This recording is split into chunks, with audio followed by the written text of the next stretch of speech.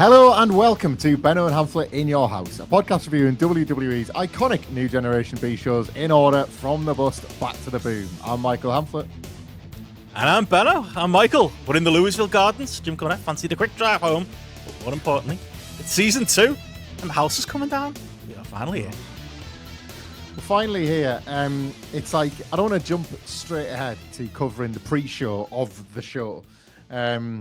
But it was quite jarring, a reminder of what we're about to undertake here in season 2 of Benno and Hamflett, as if these TV recaps that have become these sprawling Wrestle Kingdom-sized housekeepings that we now do weren't teaser enough of what direction we were in. Like, just if either me or you dared to forget that we were in the 3-hour era, like, you weren't going to stand a chance the second you stuck even a second of this on, because, like, we might as well do the same with our listeners and viewers. WWE wanted to know that they're going 3 hours, so we can let our viewers and listeners know that it's 3 hours from here on out, whether you like it, or certainly in a lot of cases of these mid-cards, not. You're getting your 3 hours. You're going to get well-fed, almost too well-fed, some might say, from here on out.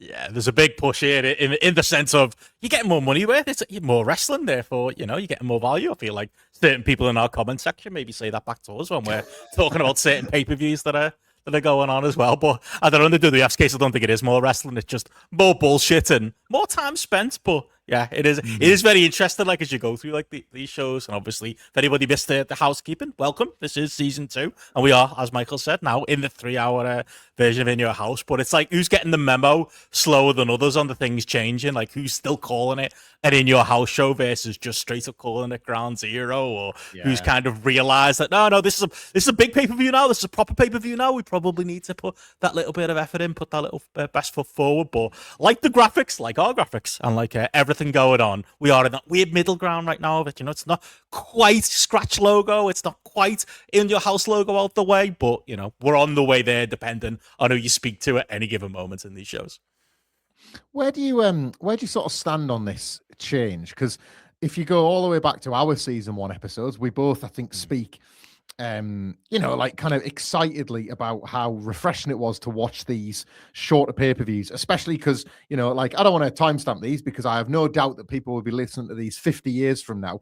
But back when me and Benno first recorded these in like 2023, 24, 25, that period of time, wrestling had a real problem with time. It had a real problem with going over long, not just in terms of the matches, but in terms of the storylines, the pay-per-views and the premium live events. Like, the content super service era had like eaten wrestling like it had eaten everything else. And those first In Your Houses were like a flashback to a totally different era where things were condensed on purpose. And now even that has been, well, capitalism has won, hasn't it? Like, just to kind of do the short story on that one, WWE have realized, hang on, all the wrestlers are in the building. Why don't we just put an extra hour on the pay-per-view and we can get an extra $10 per show? It stands to like, it's good business. It's good business on those terms for them. But, like, how do you sort of feel about the change in vibe watching this first one? Do you think it was like, do you feel like it came through the screen, or was it more just in your head that, like, there's an hour more on this, there is 60 minutes more of the stuff to watch versus the old shows? It was a weird one, this one, I thought. Yeah, it's a bit of both, as you say. Like, when, obviously, as current day podcasters, we often have to look at long shows, and it's like, I almost feel like there's a big pushback in internet circles on it, isn't there? Where it's like, oh, that's not a real complaint. Like, you've got, come up with a real complaint. No, the real complaint is, it was long and I'm tired and I'm old. And I think that's fine. I think that's all right. I'm expressing why I didn't enjoy it as much. And you know why? Yeah. Because it was 2 hours longer than it probably needed to be. And that could go for a film, it could go for a TV show, it could go for an album. We're talking the mid-90s. A lot of rappers in the mid-90s, don't know if you're aware, Michael, all decided that single albums weren't enough anymore. Double albums was the new hotness. So guess what happens? You got 2 CDs. That was cool. They charged more money for it. That was good for them. But you also got like half of the album was just filler stuff or stuff in a normal world that wouldn't quite make the final cut. And I feel like the same kind of happens with wrestling in these periods. Like, I don't know if I necessarily noticed it as a kid, and the same with the rap albums as a kid. I was like, well, there's more Tupac, there's more Biggie, there's more Wu-Tang Clan. I'm happy. I didn't really care at that point, but I don't know, maybe being raised as well in a world where we weren't always getting everything. We were it was normalized for us, wasn't it? Like, I feel like I never really saw Raw firsthand for the first few years of it. I saw it in recap show form in the weekend shows. Same with WCW. Obviously, famously, Nitro on TNT was an hour, and even when they went to 2 hours, it was still an hour. And I never knew as a kid what they chopped out. I barely even noticed that stuff was chopped out. It was almost more of a shock when it went to being shown 2 hours on TNT that there was more and there is more dead spots here. Or maybe you'd hear the odd promo and they'd mention something that you hadn't seen. But yeah, I think maybe just growing up in that era, you're kind of happy for whatever you can get. So more was a good thing. But yeah, I do wonder if, like, going forward, looking at it with 2026 eyes, looking at some of these shows and looking at some of the things they fill the time with, how well that's going to go, at least for the teething problems of the first, quote unquote, in your houses of 1997. I think it speaks to, like, wrestling's hypocrisy as well, though, doesn't it? Because you mentioned that I remember those the cut up Nitros, but then also initially the cut up Raws when Raw first went to 2 hours as well. And obviously the tapes that I was then getting off, like, uncles or friends or whatever had those condensed Raws, and then through, it wouldn't have been primitive internet quite yet, but I remember certainly through Power Slam where they'd recap a segment and you think, hang on, I don't actually remember that. Or you'd see, like, it was generally mid-card stuff, to be fair. Sky with Raw were better than TNT with Nitro, I would say, in terms of how they packaged what you were getting. But then I remember sort of, in the mid 2000s, WCW's dead, WWE have won, and history's written by the winners, and blah, blah, blah, blah, blah. And all the talking heads would always come on those various think pieces on WCW. And one of the big sticks they used to beat WCW with was when they had the 3 hour Nitro era, and they were just like, it was all very sort of furrowed brows and arms folded, like you have to, like 3 hours of lovely pay-per-view time, but you cannot do 3 hour television. And then lo and behold, when the money came rolling in for Raw, like, we got 3 hour Raws, we have 3 hour SmackDowns. Tony Khan increasingly tips toes towards extended supersized dynamite. It's like wrestling breaks every rule it sets, and then it just sort of, and then it gaslights you because it sort of changes the rule set and makes you seem like you were wrong all along. People in the 90s were complaining about wrestling being too long. It's not like we're a brand new thing just because we happen to shove our faces in front of microphones and say it. It was an issue as far back as 1997, and NWO segments running too long to fill time. They knew then. Yeah. It feels like an age thing as well, because, like, as I often say to Matty on our shows, like, Raw going 3 hours feels like it was in the last 5 years or so, or at least in the last decade. No, it's like 15 years ago at this point. It was a very, very long time ago. Like, it's been 3 hours longer than it was ever 2 hours, and longer than it was ever 1 hours combined, I'm pretty sure, at that point as well. So all things become normal and you get used to it. But yeah, I think it's just an age thing, honestly. Did you ever used to watch, like, I'm guessing not with, obviously, with the day job. I'm always looking on jealously at those people who are like, oh yeah, I don't watch Raw. I watch, like, the 15-minute version on YouTube or more for me. I don't watch Dynamite. I'll watch, like, the 10-minute clips that go on YouTube that tell you everything. Hey, I might have dipped into them for a collision or two at times as well, but I remember, like, back before I was covering this type of stuff, like, Hulu used to do it, didn't they, in America? Like, I'm pretty sure I bought a VPN just to be able to get the 90-minute edit of Raw that they do, and they would trim out all the fat, and they were very good at doing it. And again, like back in the 90s, what you didn't see was what you didn't see, so you didn't really care about it. But I don't think in our positions these days we can necessarily get away with that. No, I remember it was one of them things where, like, I remember starting full-time work coming out of university and then realizing the reality of trying to watch a full Raw, say, before work in the morning, and how difficult. I don't know why I couldn't have just waited till Tuesday night, but it's your fan brain, isn't it? I want to be up on this so that by dinner time on my lunch break, I can, like, read up on people's thoughts on a forum, or I can listen to a podcast or Meltzer or whatever. I needed, like, first thing Tuesday morning. I remember probably, it must have been the late 2000s. It was definitely a little period where I found, probably we all did, remember that YouTube channel that was the most incredible chop shop of a Raw, where it was just it'd go like move, promo line. This was before you could change the speed dial on a YouTube video or get like a speed app for Chrome or whatever. And it was just the most, I don't know how they did it, because it would always be there at sort of 6 a.m. UK time. So it must have finished airing. Then somehow, it was like human AI, wasn't it? For how it did seem to find all the check marks, and you never felt like you were shortchanged. So we just had the figure on the button, didn't he? Fast forward, yeah. 10 seconds. It's incredible. So I remember kind of relying on that for a period. but then obviously, yeah, in this job, getting, and again, it's certainly not a complaint, but like getting back into like I think it probably was Collision that when we were covering that as part of the regular, and if like it would normally be Sidgwick's show, and then if he was going to be off on a Monday, and just even like entertaining the idea of like, not that I would ever dare miss Collision, but the idea of definitely having to fit in on that Saturday, the Sunday, the full 2 hours, rather than just being able to get the best bits condensed for me. You get spoiled, don't you? You get sort of you know when you're full, as it were, I think. And I think wrestling doesn't care, does it? It's gonna you're Homer Simpson with the donuts, whether you even want them or not. Wrestling will keep sort of forcing itself at you.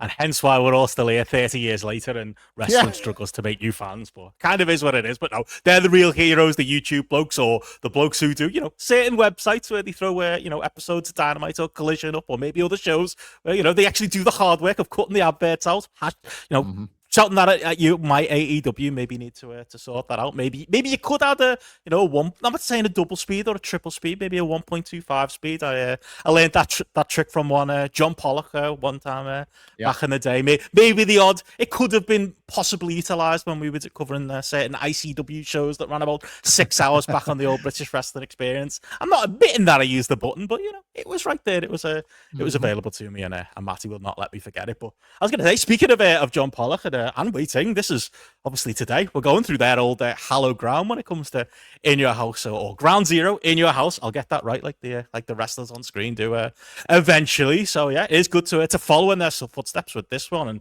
speaking of the changing of the guard, we do need to talk about the imagery that comes along with this particular show we're about to talk to today. We usually start these shows with the VHS cover, and I tell you what, if it's a tale of two images when it comes to the differences in the way the WWF is starting to be marketed at this point in 1997, nothing says it more than the difference between the poster and, unbelievably, we are actually in season 2 of Benno and Hamflett here, Michael. A very season 1 looking VHS cover that they've put out here. I don't know if somebody over-invested in the little target single that they've got for the Ground Zero logo there or what, but we're still in season 1. It's still good. It's still a proper In Your House logo. It's still a bit of pink and blue and yellow, a bit of crap clip art, a bit of babyface 1996 Shawn Michaels. It's still good. It's still good. Somebody in the art department definitely did not get them out. This is so I've got a real affinity to this show in spite of warts and all, and there's a lot of warts on this one. But this was one of those cases where I remember it was like it fell obviously quite early in September, and I'd spent the last kind of couple of weeks of the summer, as I would do with like my cousin who's also into wrestling, and he had Sky and I didn't. So at this point, I was like, we were binging everything in the run up to this pay-per-view, like the Shawn Undertaker steel chair stuff, all of that. So I was and then the Raw magazine had the Austin cover. I was really familiar with the Ground Zero branding, more so than I would be necessarily typically. So to see this when it hit the magazine covers and it hit the shops, like I couldn't reconcile with the television. Like, I mean, it's terrible as usual for all the old reasons. Like, what the hell are Shawn and the Undertaker doing so far to the left on that cover? Like, there's a lot of blank space there. And the Ground Zero, somebody's really happy with the way that the text kind of comes in the middle, as cute as that is to see now.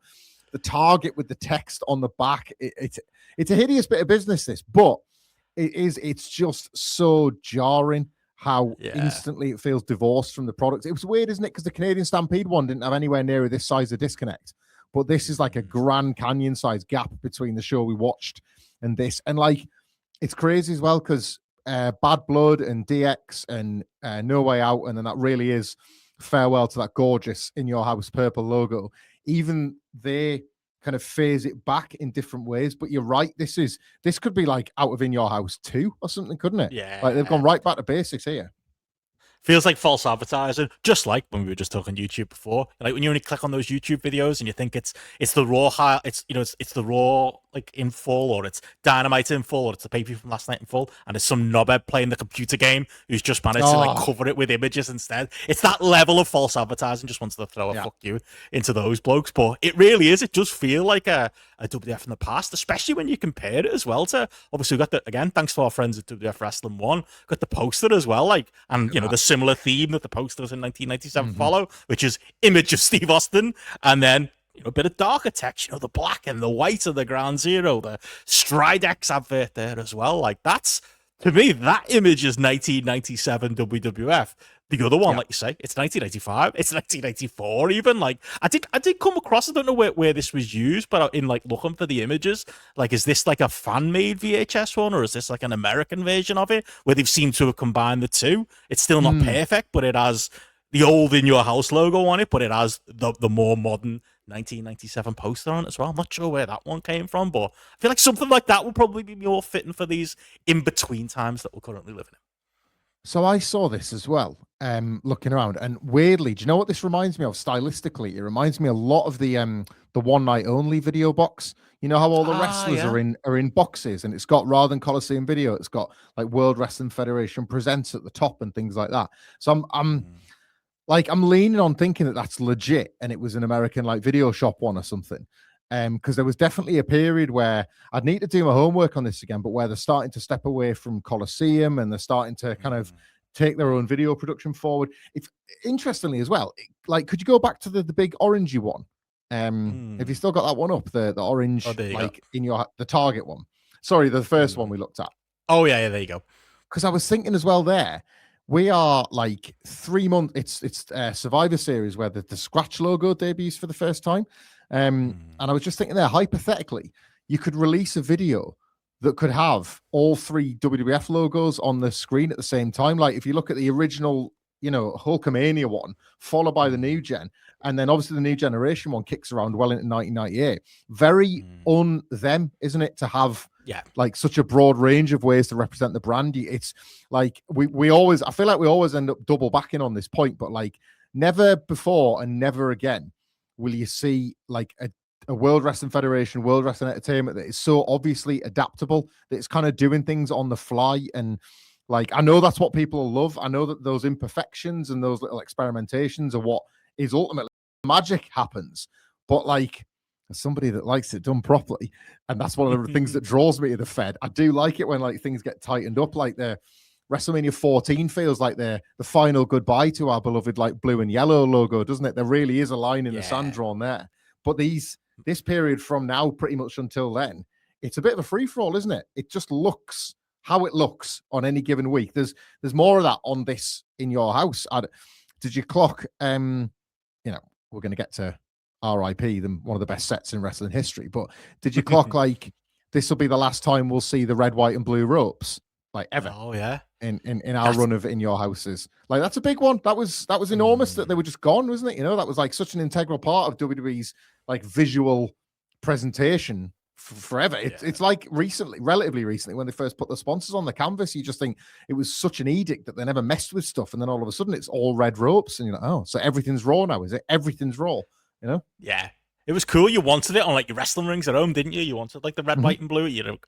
Associate it with Americana and such as well. But it does feel like a lot like the other conversations we had of like, well, we've paid for it, so we're gonna get our use out of it. We've paid for it, as you've talked about, this set, so we're gonna get our use out of it, even if that means the main eventers beating the shit out of it at the end of the show. We're gonna get that cash and we're gonna still use it. And it's literally we're getting a little bit more money. We're raising up in the stakes in 1997, but we still do have some monetary problems and things haven't quite turned around. So these things have been like my dad used to say, it still works, so you've still got to use it, and that seems to be what they do in 1997. But like I say, we are in a weird in between time. We are going to get to the house coming down, but obviously to get into the show, as it noted on the video there, we do need to kick off with the free for all. Thank you to Chris Block, by the way, who sent us over the files for all of the In Your House free for all. So we've got them ready there, set for this season 2 going forward. Fortunately, not the most notable one, this one that we've got here, but maybe notable for a couple of promos in there, as you noted, the Shawn and Bret ones that are in there. We get the maskless Del Wilkes video promo that I do distinctly remember from the main show itself being played in a little bit more fuller format here on the free for all. But yeah, did you get much more from it this time out? I'm sure I can't be the first person to flag this up, and in fact, I imagine to shout out John and Way like you did in their first review of it on the Netflix full pay-per-view. Now, I didn't recall that we got the Patriot video, so I was glad to see it again here, because it's where you can see Misawa and Sabu. and seeing them in the clips with the Patriot in the middle of a Fed pay-per-view. Like, not that they were named or anything, but they just show like slowed down clips of the matches, don't they? And just like, oh my God, like just seeing them on an In Your House of all things is mad. We talk about transitions and changes. One presence in this free-for-all is Michael Cole. And it's not that he does a bad job, but I can't help feeling like he's doing somebody else's job, because the Toddster was missed big time here, wasn't he? Like, Sonny and Doc are not Todd. You can't add them two together and make a Todd Pettingill. We flagged up that despite how, ostensibly geeky and cheesy Todd Pettingill was, the wrestlers treat him with the utmost respect.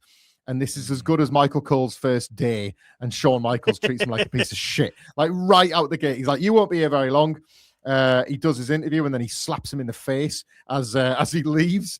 And we know it's going to get worse with Michael Cole and DX before it gets better.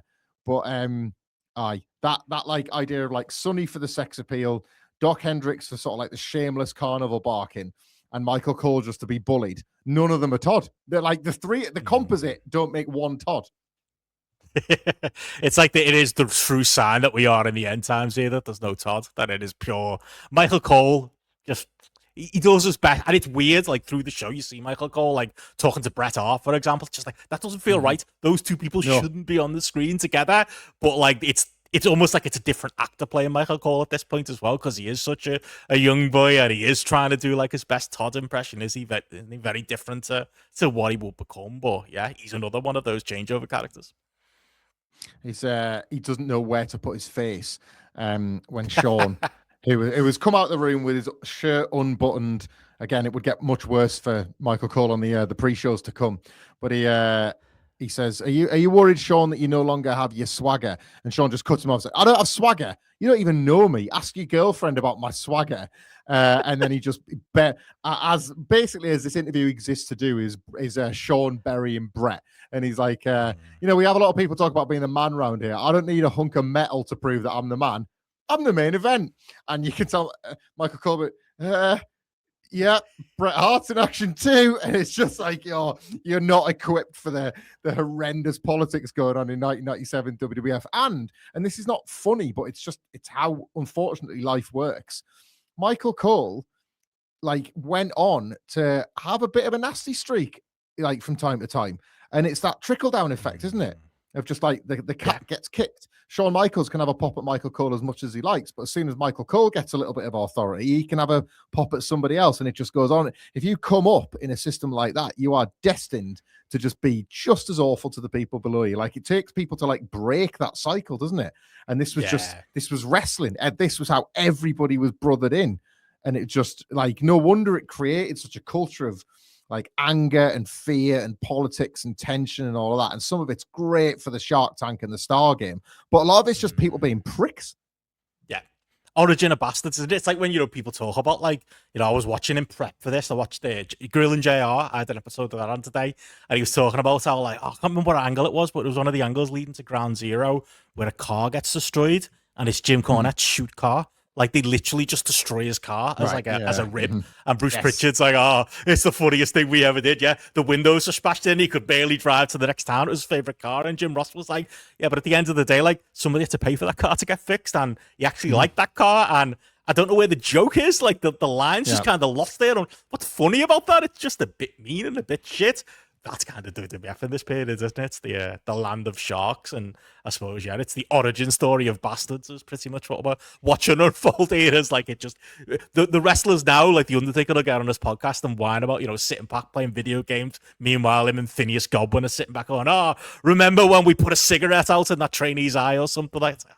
I think we're probably better off the way things are now. I think it's probably safer and a much nicer place here as well than it was way back in the day. I think the upshot of that as well, and again, this is all on the pre-show, and we get a different version of it on the pay-per-view from Bret. The upshot is that Bret knows full well what everybody's saying about his program being meaningless and all that kind of stuff.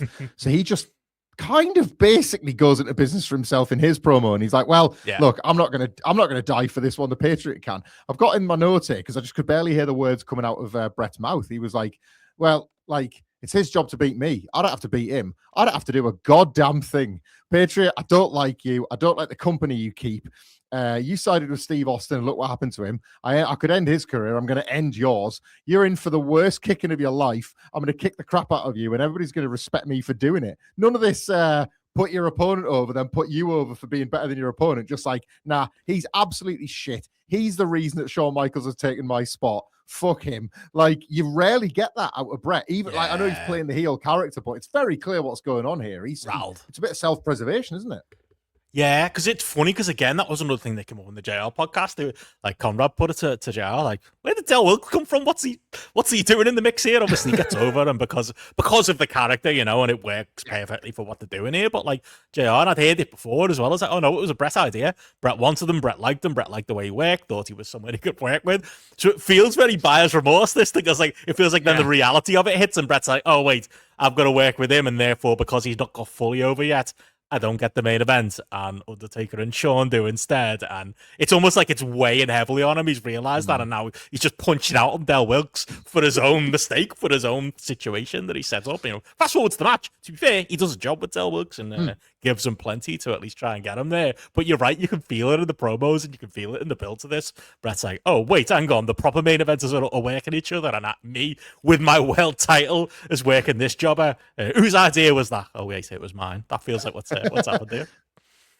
No, it's I was reading a bit of his book just to like see what, like, find the notes out. And he's, you know, it's Bret. He damns him with faint praise, says he was you know, well-intentioned guy and like a fine worker, but not a particularly great one.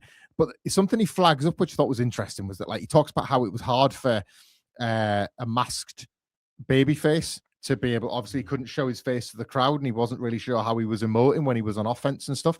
And I know Rey Mysterio is the ultimate rule-proven exception, but I was sort of skimming through, and I could be wrong about this. Someone will fact check this, but I can't remember, up to this point at least, a masked babyface being in like a WWE pay-per-view main event or in a title match, especially, like, ever up to this point. And Bret was very like conditioned to the American pro wrestling style of it all, and however most baby faces have to have that Ricky Morton quality of being able to like reach through the screen with their face and all that. And Bret was like underrated, wasn't he, at finding the camera as a baby face, like to sell what kind of pain he was in.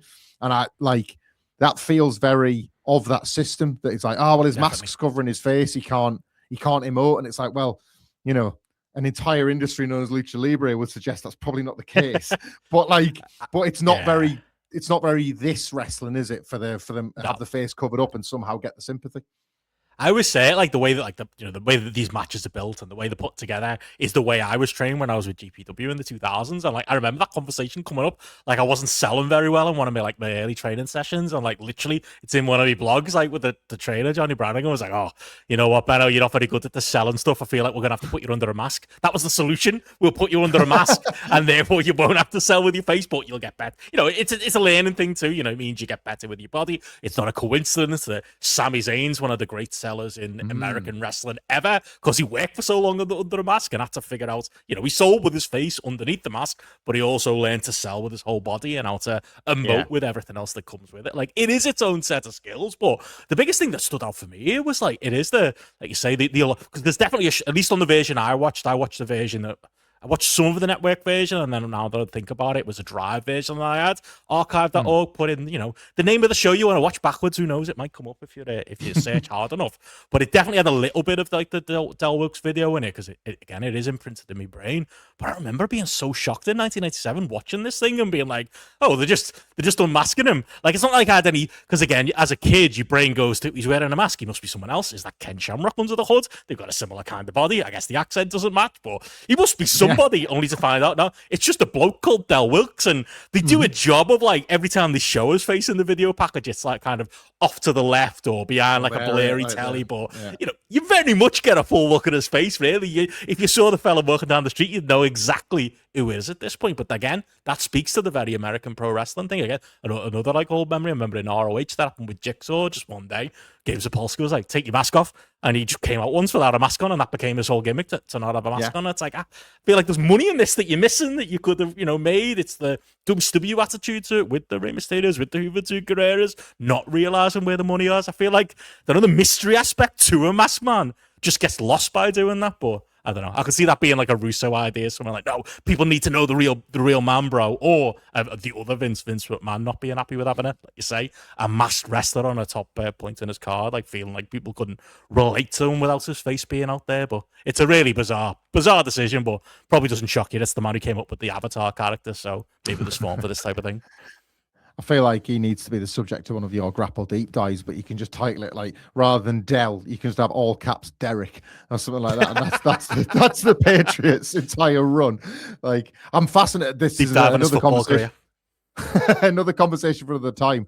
I want to know a bit more about El Ben and if he would have been as good as El Clon. We'll have to dive deeper into that one of these days. I want to hear more about what would have been your masked career. Wouldn't have gone well, mate. I couldn't do a flip, never mind an arm drag. So yeah, that wouldn't have ended particularly well. But did you have any other notes from the free for all before we get to the main show?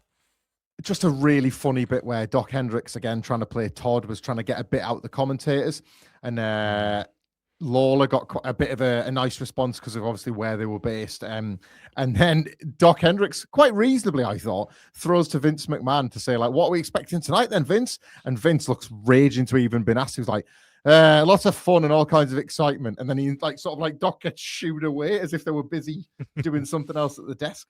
But yeah, just 3 hours of action, sold out, 3 hours of action. They were wanting everybody to know that not only is this better value, it's the best of WWF. It's a sellout show. Everything's fine again. Oh, Steve Austin just coming out and calling Doc a fat ass and saying, I told everybody even though like Slaughter told me I couldn't wrestle, I told everybody that I'd show up in Louisville. I think that was a show of good faith that we were willing to give the first Austin pop away on the free for all, just to like let everybody know. Oh, Andy's on the pay per view. Like it was like a theme of WWF at the time, wasn't it? Like, I know it doesn't look like we've got Austin, but we promise we've got him, and we promise if you stick around, you'll get more of him. He's here, and who knows what he might do when he hits the ring. But we'll see that later on in the show. But yeah, that does take us into the main show. We get the 1997 signature stamp opening into it, as has become the custom in 1997. Moody dramatic video time, actually followed by another moody dramatic video to set up Brian Pillman and Goldust. But yeah, pretty much recapping for anybody who missed it, everything we went over in housekeeping. Yeah, and again, it's like Bret Hart is so conspicuous by his absence in all of this, isn't it? The Shawn and the Undertaker story is phenomenal. Like the best finish I maintain in wrestling history has awarded Bret Hart a belt and has awarded the Undertaker and Shawn Michaels the main event while Bret goes over there. Like that's the upshot of this incredible SummerSlam ending, and it's showing the power of the packages because the TV's been really good, but I think Pillman and Goldust is a good example of how tightening it up with these videos they're doing has really made the difference. Yeah, massively so. I mean, for Bret though, wait until he gets to look at the VHS cover of One Night Only. Never mind the US version of One Night Only, which I was today years old. When I final just cuts his match entirely, the World Heavyweight Champions match. But anyway, more on that when we get there on the next housekeeping. But yeah, as you rightly say, we got a bit of a recap on everything Goldust and Brian Pillman. Obviously, this is the indecent proposal match, kicking off the pay per view with the stipulation being if Goldust lost, Marlene had to be Brian Pillman's valet for the next 30 days. Again, another thing I was today is when I found out that Brian Pillman and Marlena used to, the real life Terry Reynolds used to date way back in the day, and that's where the pew pew shoot comments are coming from Brian Pillman. I don't think I'd necessarily heard that before, but yeah, it's a feud we've very much been enjoying on housekeeping. But as a match goes, and as in-ring Goldust goes in 1997, that part of it maybe leaves a little bit to be desired here. Yeah, so I don't know if our season one criticisms of Goldust informed something, or the fact that on the special delivery we actually covered SummerSlam. But I thought this absolutely dog walked their SummerSlam match. I thought this was miles better than that. Cleared it comfortably. And I've got to give them a bit of credit here, right? Because you mentioned about Pillman being with Terry, and that factoring into Pillman saying that Dakota was she's his love child and all of that. Like, it's this is very Russo's WWF to even suggest this. But of all the times when the body parts you choose to work are somebody's dick and balls, this one kind of makes sense, doesn't it? Like, Goldust is obsessed with getting away with low blows and finding every opportunity to just sort of go down lower and lower and lower with Pillman, almost as if to say, right, like, you know what this match is, so you know what I'm going to target, and that being the thing that like Pillman has to avoid. Like, I don't know. I think there's a certain gross elegance to that being the target of Goldust's choice here, and it's hot as well. I think not necessarily always people are for into the Goldust. story. Yeah, like, not necessarily always for Goldust as a baby face, which is a slight problem. But I think that's a bit of a sign of the time, because, I mean, we'll talk about this now. Like, it's what, like, you've been very generous to the booking to call it that she'd be his valet. Like, it's Jerry Lawler, like, over the course of this show, I think at one point has to be told off by Vince McMahon and JR to just stop making the same jokes about what's happening in the car and what's happening in the hotel. Because that's just like, this is not me sitting on a high horse 30 years later. It's just, you can't go near that sort of thing now, like women as property and women being used against their will and all that sort of stuff. But I think because of the time, it was just seen as like, that was like sexing up a storyline. So the audience wanted the heel to win because they wanted the idea of Marlena and Brian Pillman having sex more than they did the family unit remaining together. And I think that's like, you get that a lot around this time, where the company is still working on what is it to be a heel and what is it to be a baby face. And I think, so like Marlena puts the brick in the purse and they try and cheat to win like they did at SummerSlam. And this time it backfires and Pillman wins. He kind of gets half a pop, doesn't he? And then like, if Austin was doing that, it'd be the biggest pop of the night, wouldn't it? You know what I mean? Yeah. He picks Marlena up to steal her, and her acting's brilliant. She's really scared and really struggling. But like, the 1997 frat bro male audience are just like, yeah, and you're just like, do you know what I mean? I don't really know how to approach it analytically speaking, because we obviously know it's not on, but you also have to view it within like why those fans would have been cheering at the time.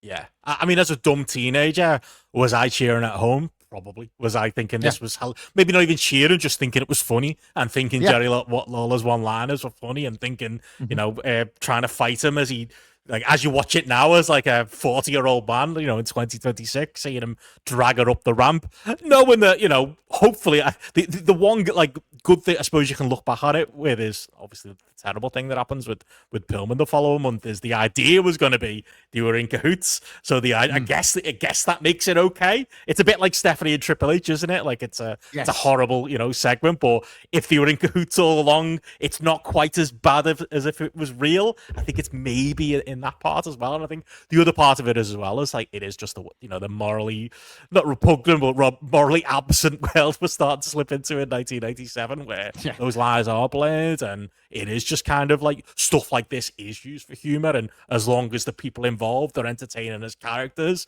then that's enough. As long as Pillman's entertainment, as long as he's a little bit funny and wisecracking, teenage Benno watching this is probably laughing along at home as well. But I don't know, maybe some of the crowd reaction also is just the fact that for me, I think I agree with it, and that it was better than the previous work, but I also feel like it's damn well with praise. Like I think Pillman's selling is better here. There's a lot of early selling from Pillman. I think his heat work, his heel work's a bit lacking, because what can he do? He can kick, he can punch, he can stomp. He can't really be Brian Pillman here, can he, in this point? So I don't think it really necessarily gets out of second gear. But again, the point ends up becoming the more interesting side of it, which is the story, which is the finish, which is, like you say, Marlena having the purse. The Lawler's the one, isn't it, that reveals that it had the brick in it, and then all of the thing that follows it. I don't know why, but for some reason at this point in Goldust's career, WWF love having him out in his ring gear on the street chasing cars around. I feel like Vince has just got a weird fetish for seeing Goldust in the real life. It's like that episode of The Simpsons when you see Homer Simpson in the real world for a few minutes and it stuck in your brain. I don't know what it is about putting Goldust near 90s cars, but they absolutely love that. But it's more about that, isn't it? It's more about the chase scene at the end and all that comes with it. And I think that's it as well. I think Pillman you have to kind of look past the fact that it barely looks like he can walk half the time. He doesn't look like a physically well man, but like facially and just like everything with the body language. All three are great in this. Like all three. Pillman's and him having to sell his knob being worked over again. That's perfect for Pillman, as you said yourself. Pillman's horrible. Like he's an absolute rat. Like, but he nails his character. Marlena's perfect. Kind of feeling like alongside Goldust, the plan's gonna work, and then obviously it backfires. And then Goldust, like you do, as you say, it's funny in 1996 when he's getting decked by Piper at WrestleMania 12. Like it's you're right. It's like what's Goldust doing out in the street in his gear and all that. Here, when the car gets away and as he's once again out on the street in Louisville, Kentucky, full Goldust get up, the whole deal. But I think he does a good job with the sympathy coming through. He looks beyond devastated, doesn't he, at what's happened, at what he's allowed to happen. And in the mirror and stuff, yeah. Yeah. Like I think he does it, and it like that's it. Yeah, the camera follows him to the locker room and he's swearing up a storm. The beep button works overdrive on this entire show, doesn't it? I think there might be a point they're trying to make about that. Actually, we'll get to that a little bit later on with the amount of bad language used kind of throughout the whole show. But yeah, no, I thought in spite of the obvious limitations of the match, the three of them worked very hard to get it over, and you could see why. You're right as well. Knowing what we know about how the storyline would have carried on, it was obvious they were committed to it. They weren't just like chasing a pop. They knew that there was a longer story to tell, and it would have gone beyond October had Pillman not passed. So yeah, I think well, this is it. This is it for us and Brian Pillman, sadly, isn't it? Yeah, which is obviously something we'll cover in detail when it comes to the Next in Your House and why he doesn't show at the Next in Your House. But yeah, it is. It's very, as far as storytelling goes for 1997. For good or for bad, this is what they were doing on telly, wasn't it? And this is, again, what we talk about when it comes to 1998 and 1999, why Pillman would have been so perfect for that vision of television. You didn't really want to, as far as somebody who was limited in ring because of his injuries. I know he tries a drop kick in this one, doesn't he? Takes a couple of bigger bumps than he probably should, like Steve Austin would learn over the next year or so. He was probably primed to be someone who could be in these types of storylines, doing stuff that gave Russo a giggle, and he probably would have stayed over for the next couple of years as well. So yeah, it's a sign of what's to come, but unfortunately the world's not ready for it in more than one way. But yeah, that takes us from that match, which an angle post-match that comes with it, into the light heavyweight division. We got a bit of a video recap on the entrances here, showing the Brian Lawler and Brian / Christopher / Lawler, and obviously Jerry Lawler, and all of the storytelling that's being told there. That was another one. Again, there's something about 1987 where like open secrets that you learn about, even if it's through the medium of them literally telling you on the television.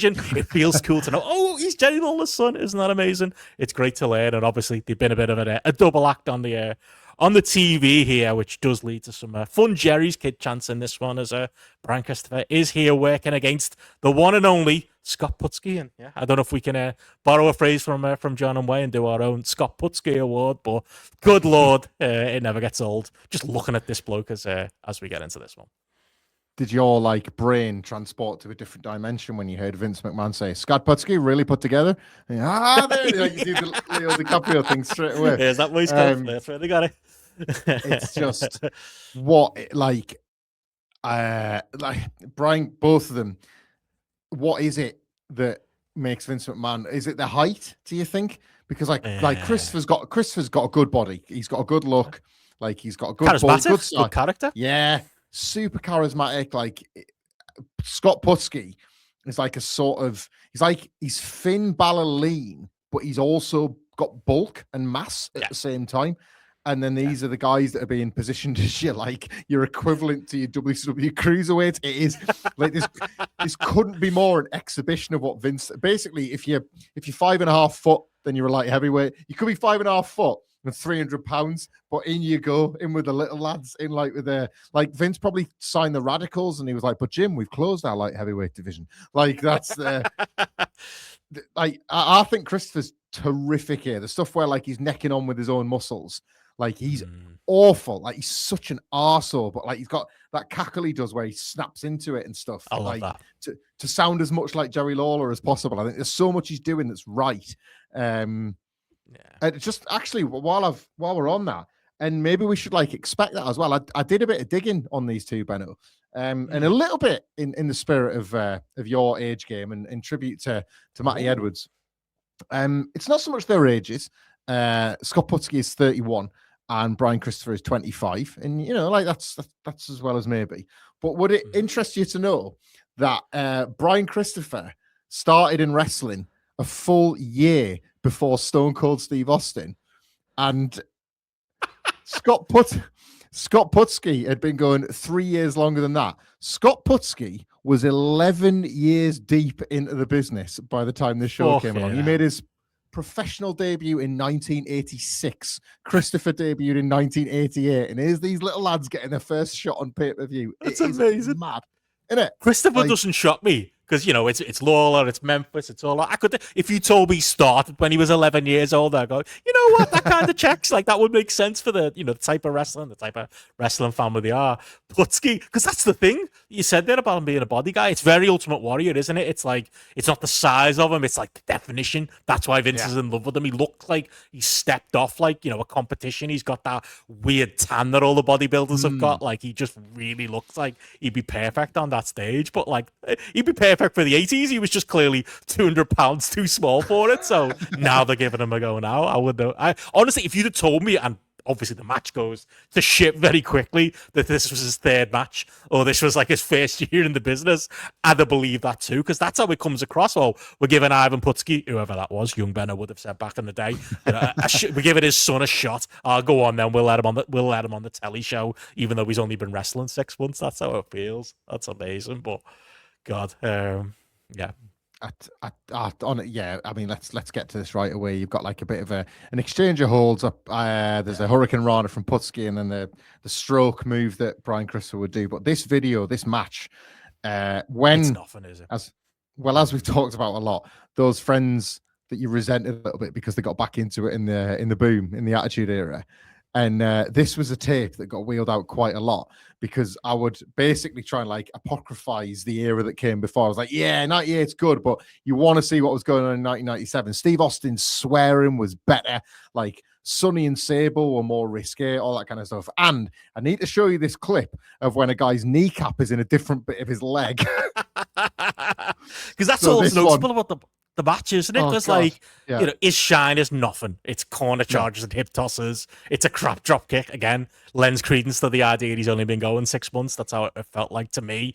Like, Christopher gets a cut off of him, doesn't he, off one of the hip tosses? He gets his little laugh in, so at least we've got that in there as well. Gets caught off the top rope. We get a Rana, which is interesting because I feel like in the 80s, Scott Putski wasn't pulling that spot out as a hope spotter like he's trying to in 1997. Even like the innovation here, you get a Brian Christopher like full Nelson stroke that he tries to do here, which again it feels very new for 1997. German suplexes him on his head. Oh, we might be getting someone with the match. But it is the moment that like he throws him to the outside and he's ready to go for the crossbody. My brain jumped forward to all of the gifs that I will have seen back in the day. Or back in the day, it wasn't gifs, was it? It was like mini Kazaa videos that it gets sent to you and transferred to you, and it'd take you 3 days to download it and see it. But this was one of the videos that everybody has, as you're saying. It's like immediately you can see Christopher knows it's bad. You even see him mouth it to the referee, doesn't he, when he gets back in the ring, and you can just see him say,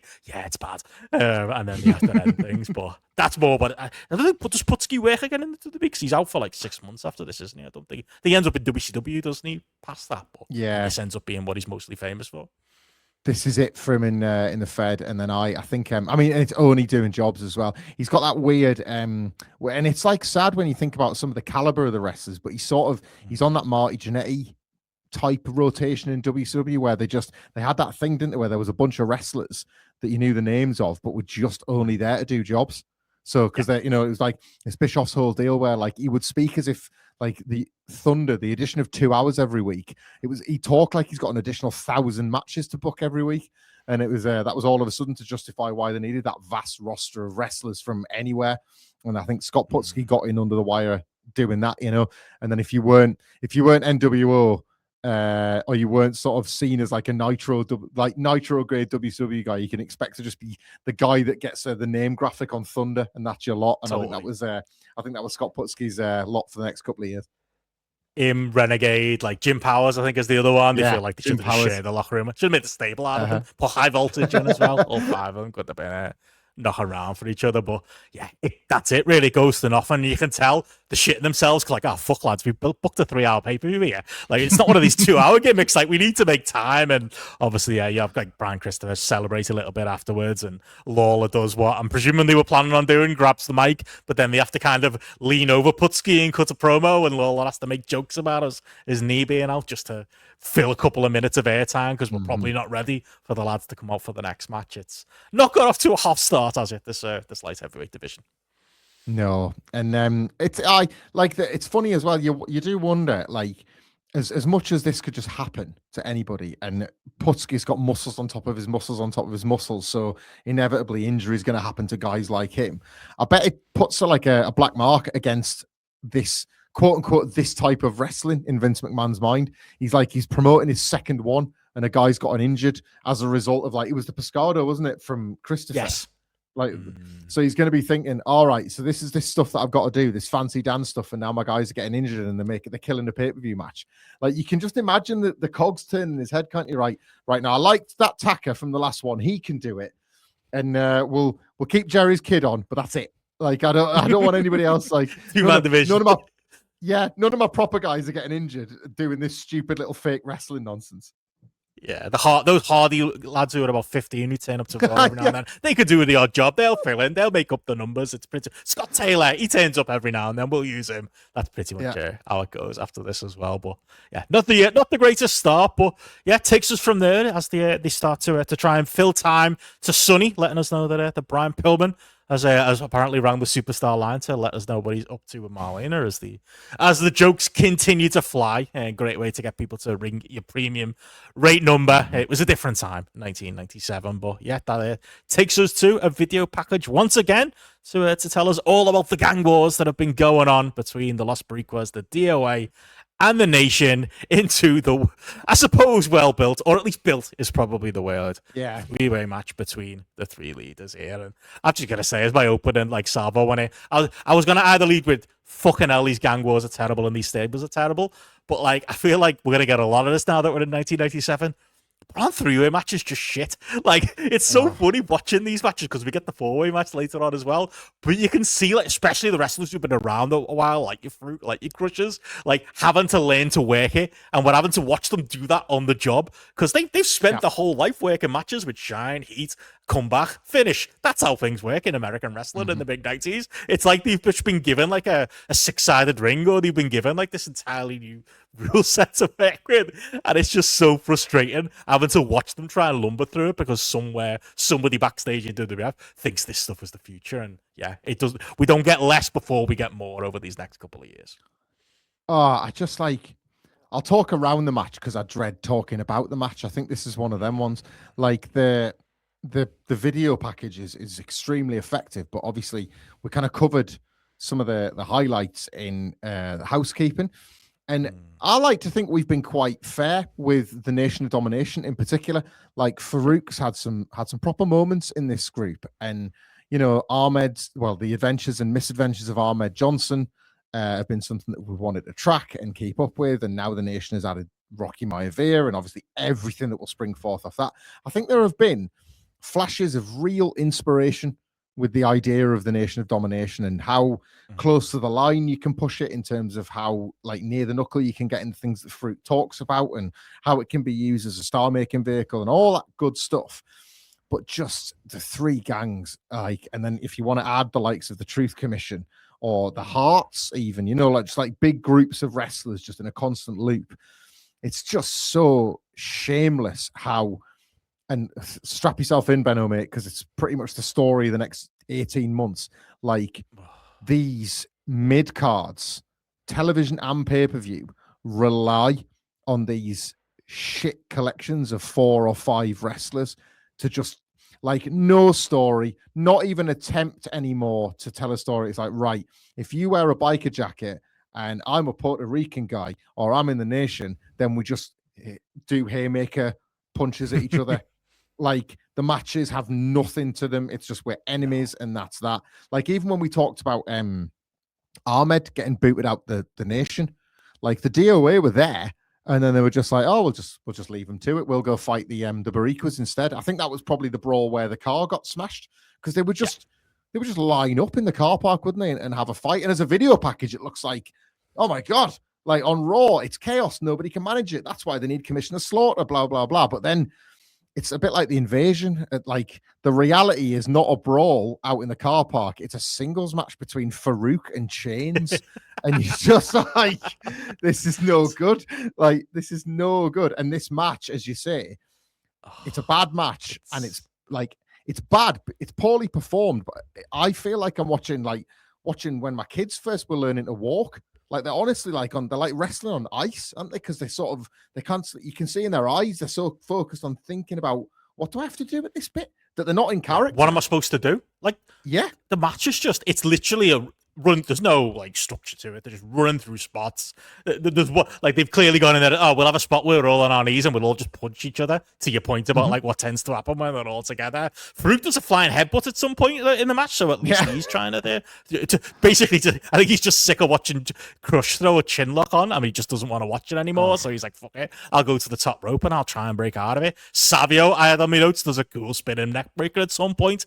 But outside of that, there's a point where again, because they've got used to this idea of having three-way matches. Like there's a point where Savio and Farouk are wrestling each other, and Crush is just walking around doing his hair. Like he's just walking around putting his ponytail back in, and even the commentary is just a bit like, oh, what's he up to there? Oh, I guess he's just biding his time. And then Vince, they're trying to inject story into it. Like any time that Crush and Farouk are working together, he's like, oh, maybe Crush is getting back with the nation. Oh, maybe Farouk's joining DOA, which by the way is a visual I'd like to see. Farouk in biker colours riding around on a motorbike somewhere. Maybe him in the Lost Prequels would be even better, wearing the matching Trilby hats with the rest of the lads as well. Because he does it then when it's Savio and Crush as well working together. So again, you could have imagined Crush and Jesus maybe teaming up, but it just feels like the commentators trying to pull a story out of this thing because the wrestlers haven't got one. Because it gets to a point where I think Farouk does a body slam on Crush, like one of his cool, the one off the ropes that he does, and it's like, oh, that's really cool. And Savio, who is ostensibly a babyface, breaks up the pin. And it gets a boo because I think everyone in the crowd's just annoyed it's not over, or they're annoyed that the repetitism of every single time somebody gets a pinfall. Guess what's going to happen? The third bloke's going to break it up. And it's like, even at this early stage in 1997, they're already sick of it. Oh, you're totally right. It is that feeling of, God, is this not over? Like this is the point. Nobody really cares who wins. Like at various points, different wrestlers get a cheer for being smart or being stupid or whatever. I tell you what really got me down watching this match is, you have to give a bit of leeway because the format was still really new. And there was remember that TV one with Triple H? I think it was Triple H, Goldust and Owen Hart. And even that wasn't great. And the Raw magazine was big on how Sid and Shawn and Bret had a really good one in Canada, and you can find that's in February '97, and you can find it online, and it's okay. But you've got to remember that Shawn and Bret are out there, and they're both probably enjoying pinballing Sid back and forth, and trying to. There's a very clear way in which you can make the chemistry of that triple threat make sense versus this one, but they would keep doing this thing where let's say Farouk and Crush would team up on Savio, and then one would go for the cover, and they didn't stomp the person going for the pin or elbow them or anything. They just go down and crouch down and be like, get up, and then they just pick them up, and then the other one would go for the pin, and no, now you get up, and there was no because they've just not seen it done anywhere else yet. Even ECW three-way dances were elimination, so you didn't have the worry about first pin wins, so that wasn't baked into the psychology like it was here. It was just and the work is you can tell they're in their own heads because they start making mistakes. There's a lot of botches, and I don't really blame them for it because I don't think their heads are fully in it. No. Do you know what I mean? So I can totally understand why they'd switch off for a second, and I think it's probably only about 10 minutes, but it feels double that. It feels so plodding and long. I was going to say as well, to your point, they do the reverse, don't they, with the four-way match later? That is elimination. So, again, that feels more in the spirit of WWF. So, why they go this rule, I don't know. But we'll get there when we get there. But like you say, it runs about 11, 12 minutes. And, they mercifully put it out of its mercy when it's Crush does the heart punch, doesn't he? Farouk and gets caught with the spinning wheel kick from Savio Vega for it, who... yeah, gets the win here because we need to continue the story and continue the nation versus other stables feud. Because guess what? Survivor Series is on the calendar later in the year, and we've already come up with a subtitle for it. So fuck yous, we're keeping it going till then, which is pretty much the logic here. But yeah, that takes us into our next match, and as we said, we are attempting to fill pay-per-view time here. So they do shield the upcoming because Stone Cold said so. Video once again, and we get a little shot of the US boxing team who get to be here to view another division in the WWF, and you can tell Vince McMahon probably arrived to work and was like, this is the cruiserweight division, right? This one with the little blokes, because we are doing Mexican minis with El Torito versus Max Mini on this show. And obviously, yeah, it's another one of it's a holdover obviously from the AAA relationship that we'd seen in the past as well. And I don't know what you're going to make of this one. I think it's interesting to me watching it as like a social experiment because, again, it's there to fill time. It's there to fill 15 minutes of this pay-per-view that has to now run 3 hours. But I almost feel like the crowd pop just on sight when they see Max Mini. Never mind, like some of the, literally, there's definitely half of them are fighting against it, and you get a few boos in there, and they kind of, like the previous match, kind of just want it to be over. But I don't know whether it's the comedy with Lawler that seems to get over, or it's the Asai moonsault in there that he pulls off. I feel like there's something there with Max Mini, and like I think he is one that like stands out in the memory as well from being a kid watching this compared to everybody else that we had that they attempted to use in this division. Like there is a little bit of a something. I think this is the second best match on the show. It does get over in the end, doesn't it? It does work. I'm not mad. Unironically great. Like you made a point, right? They react when Max Mini comes out. Watch this back. They laugh. He is too little in their minds to do anything right. Like to this crowd, El Torito is a mini wrestler, small guy, but about what you would expect from a guy like he's height of the middle rope, whatever. Max Mini comes out. And they're just like, too little, too small. The outfit is like, to them, he's like a yellow Power Ranger or whatever. And then they do the thing where they almost hide the great match in amongst the stuff that Vince McMahon wants, because it was what Lord Littlebrook and all them used to do in the 80s, right? You've got to bite people's asses. You've got to run around because we like laughing at little people running. But if you texture the match, like if you pepper in like the work, you get both. And I think this is honestly, in terms of like getting over a start in polar opposite to the cruiserweight match, which even the light heavyweight match, even if there wasn't the injury, what you were going to see was 2 5.5-foot guys work a mid-card WWF match. You weren't going to see anything light heavyweight. You were just going to see, this wasn't going to be Taka and Sasuke, was it? Between Brian Christopher and Scott Putski.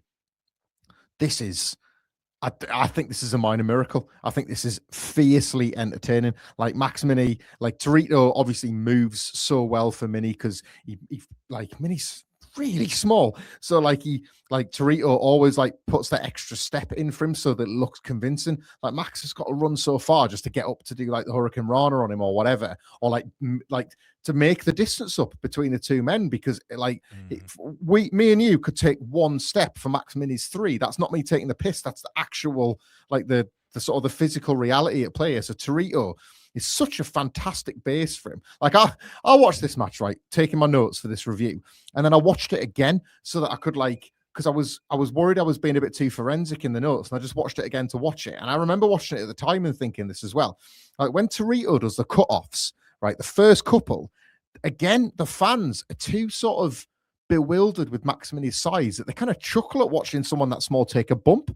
It's like it's like I don't want to say this, but it is what it is. Like it's initially they think it's like getting to laugh at a toddler falling over because they can't quite walk yet, like a Bambi on ice quality, and watch how the workers work this audience into seeing what this story is and seeing that like this bigger guy is bullying the littler guy, but the littler guy's got the skills and the littler guy's got the speed and the talent and the aerial ability. And then, by the way, he's got a great sense of humor because he puts the crown on and he bites Jack Doan's ass, and he's like, all of a sudden, sorry, Patriot, there is a baby face that can emote through a mask and his name's Max Mini. Like, this audience like, it's not about the minis, it's not about the bullshit, it's about the work of pro wrestling. And they are 100% with Max Mini through the finish where he gets a massive pop. And as you say, they've even put in the Asai moonsault as this little beauty spot to leave something as like a sort of a footprint in your, like, to sort of remember the match by.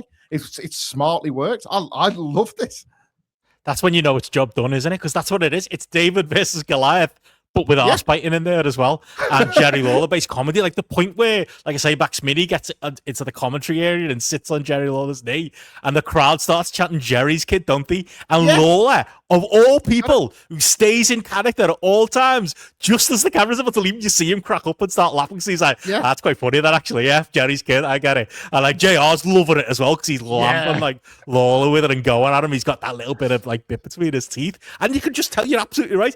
Everyone's having a good time, and you know, yes, they are very 80s, they are very low, little Brook the spots with the ref, and like you say, the arse biting between the two, between masks as well, which never really makes sense, but again, it works for the comedy they're doing. The crowd react to that, but it gets to a point where they are into Torito fighting from underneath. There is, Max Mini fighting from underneath. There is a reason why he's memorable from the time, is there? And there is, like, you know, Torito is there as like the big base who's there to like catch him on the pretty Asai moonsault, but like say the build to that and the work they get to that point, it does feel like they're shoving it back in the people's faces who maybe were laughing or maybe were booing and wanting the match to get over with, because by the end of it, the entire arena's right into this, and you can tell Vince is seeing the money. He's like, oh yeah, like you say, fuck off the cruiserweights. Oh, that's Scott Putski, show me exactly what they're worth. This is where the money is, and do try it a little bit with Max Mini, but maximizing their minutes, pun intended, they absolutely do for like the 10 odd minutes that they get it.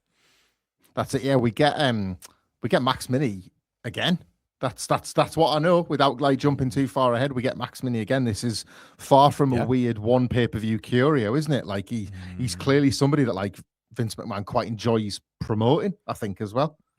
Yeah, they've noticed on there. Is the Mini Vader and Mini Mankind stuff before this or after this? It's before this, isn't it? Yeah, that was that Rumble 97? It's Rumble 97 from the Alamo Dome, wasn't it? And like, am I losing my mind? Max Mini Dink? Oh, I don't think so. Do you know what? I'm going to Google That'd blow my mind if it was true. We need to find out. That was Max Mini Dink.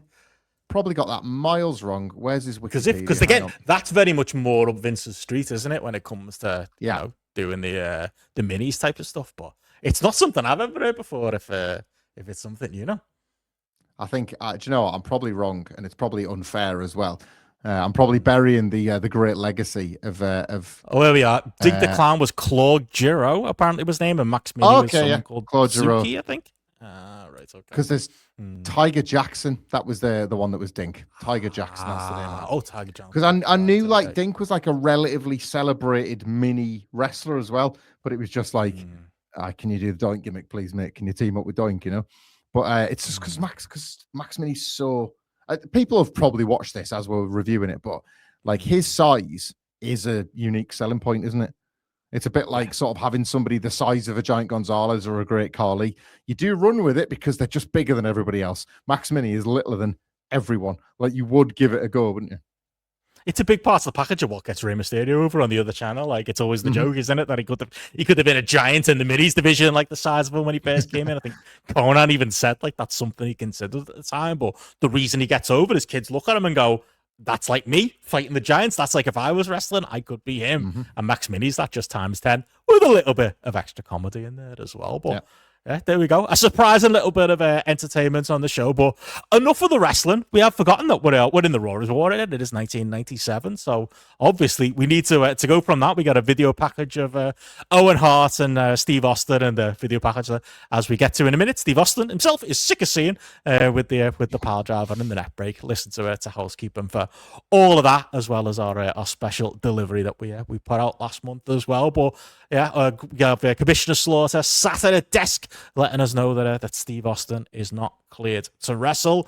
Obviously, he says that Austin's got more guts than brains, and he's suspending Steve Austin until he completes his rehabilitation, which then fast forwards us to the in-ring, as we have JR and Sarge in the ring. We bring out Dude Love, who, you know, obviously with Austin being out, they want to take the tag belts off the two lads. Dude Love gives up the belt pretty quickly. He's pretty amenable to it, pretty much well up for it. Austin then comes out for the segment, flips off JR, maybe a tease of what's to come here. Offers the belts to Sarge, drops it, dares him to pick it up, dares him to drop and give him 20, as I'm pissing myself thinking of the WrestleMania 7 main event that we covered last month on Grapple, and this being Sergeant Slaughter.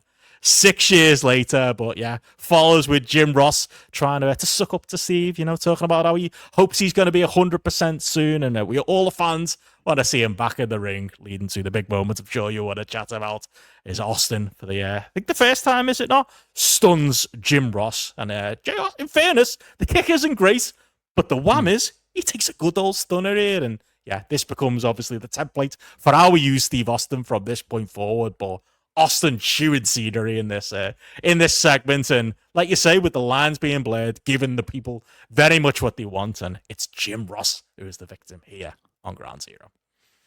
This is incredible. Like, I need to start this with an apology because I missed a segment from our housekeeping recap, and it was like we were very excited talking about Steve Austin full stop because of the shift from the Hearts to this general anti-authority figure that he was very gradually becoming.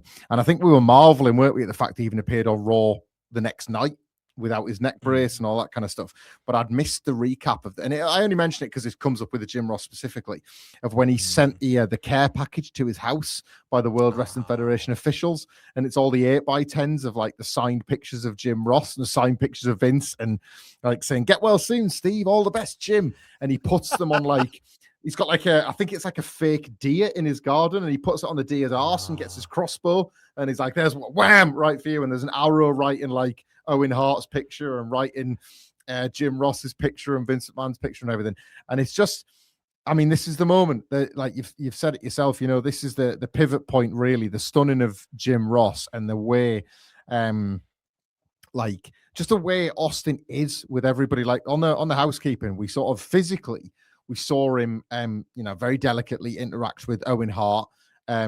But it was Shawn Michaels getting in the face of new Commissioner Sergeant Slaughter. They wanted Commissioner Slaughter to be just a babyface, be another Jack Tunney, be somebody that the heels wouldn't like being told what to do. So Shawn Michaels is getting up in his chin and all that. Here, Steve Austin, the top babyface, is getting in Slaughter's chin. So that makes Slaughter the heel rather than, all of a sudden, Slaughter's kind of doomed as an authority figure because now what he's doing is oppressing Steve Austin.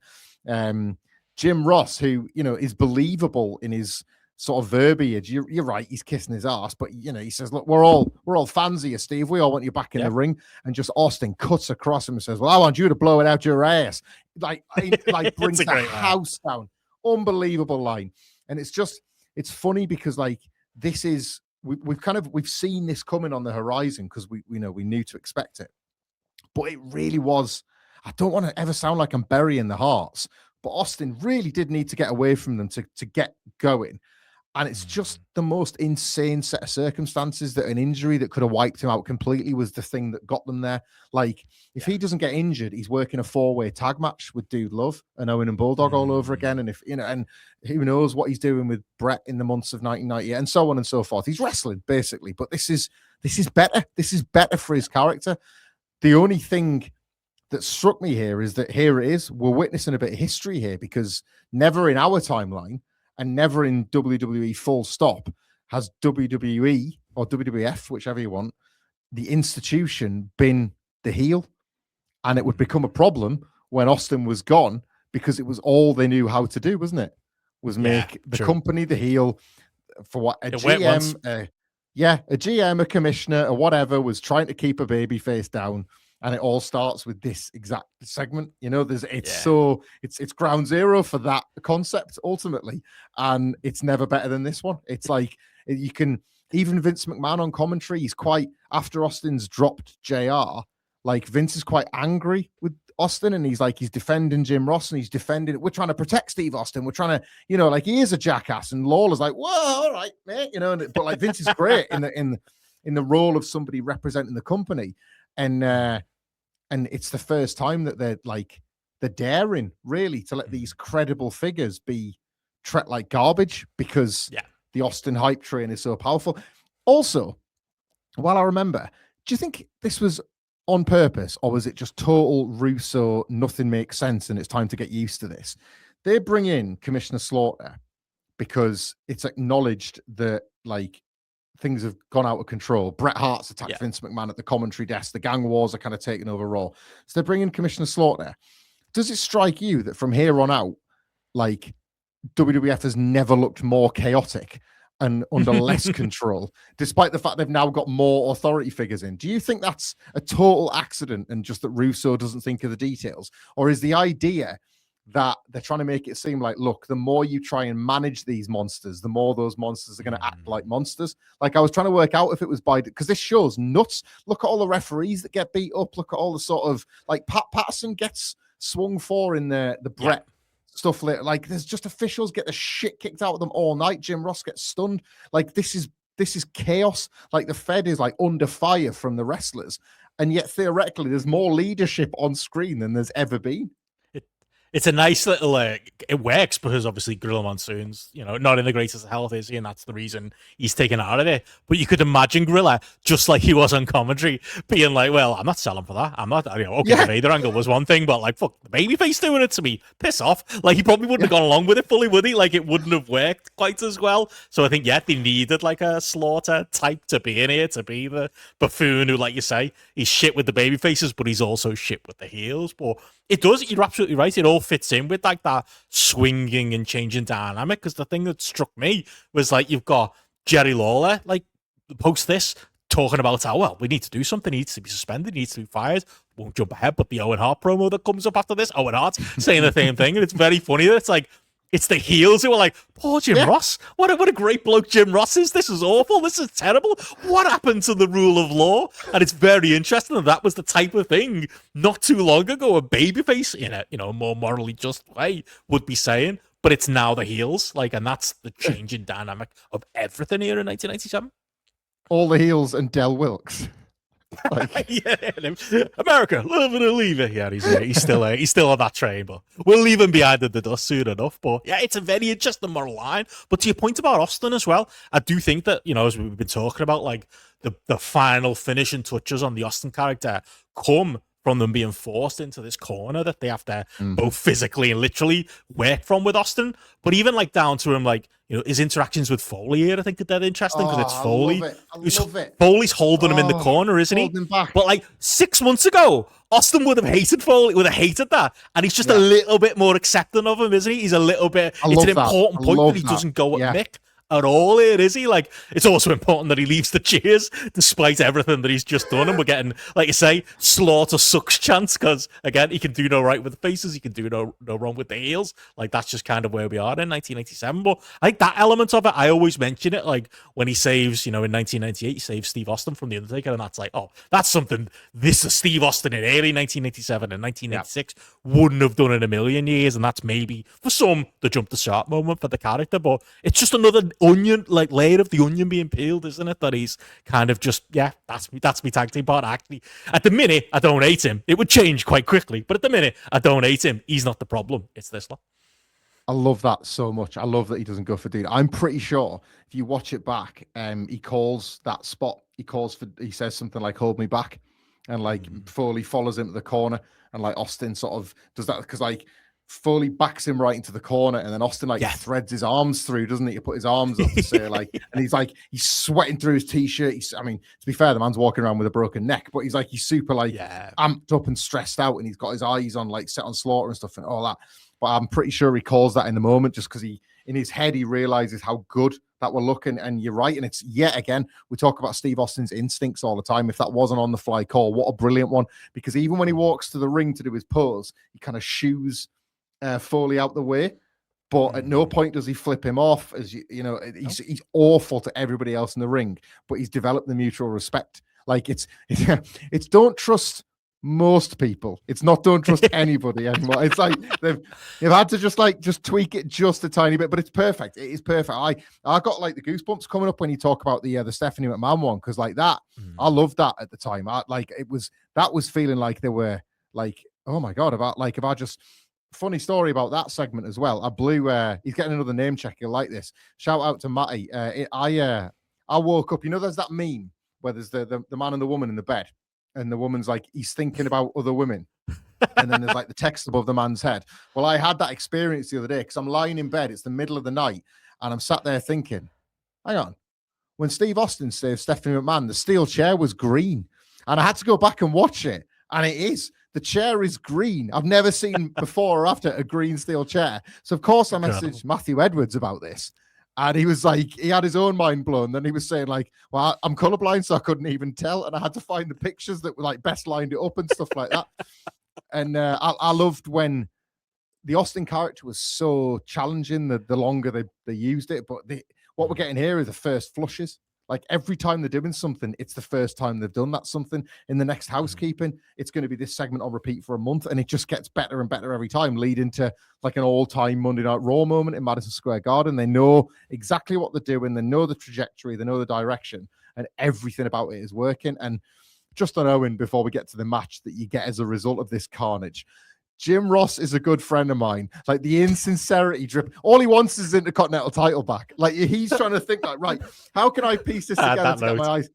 And for the first time in a Hart family history, they've actually done the outline correctly. And it looks like we're going to get out of trouble in one piece. And then fucking Davey gets the microphone and says, Jim Ross may be from Oklahoma, if you know what I mean, but he didn't deserve that. Davey, I haven't got a clue what you mean, mate. Why did you talk? Like, Owen's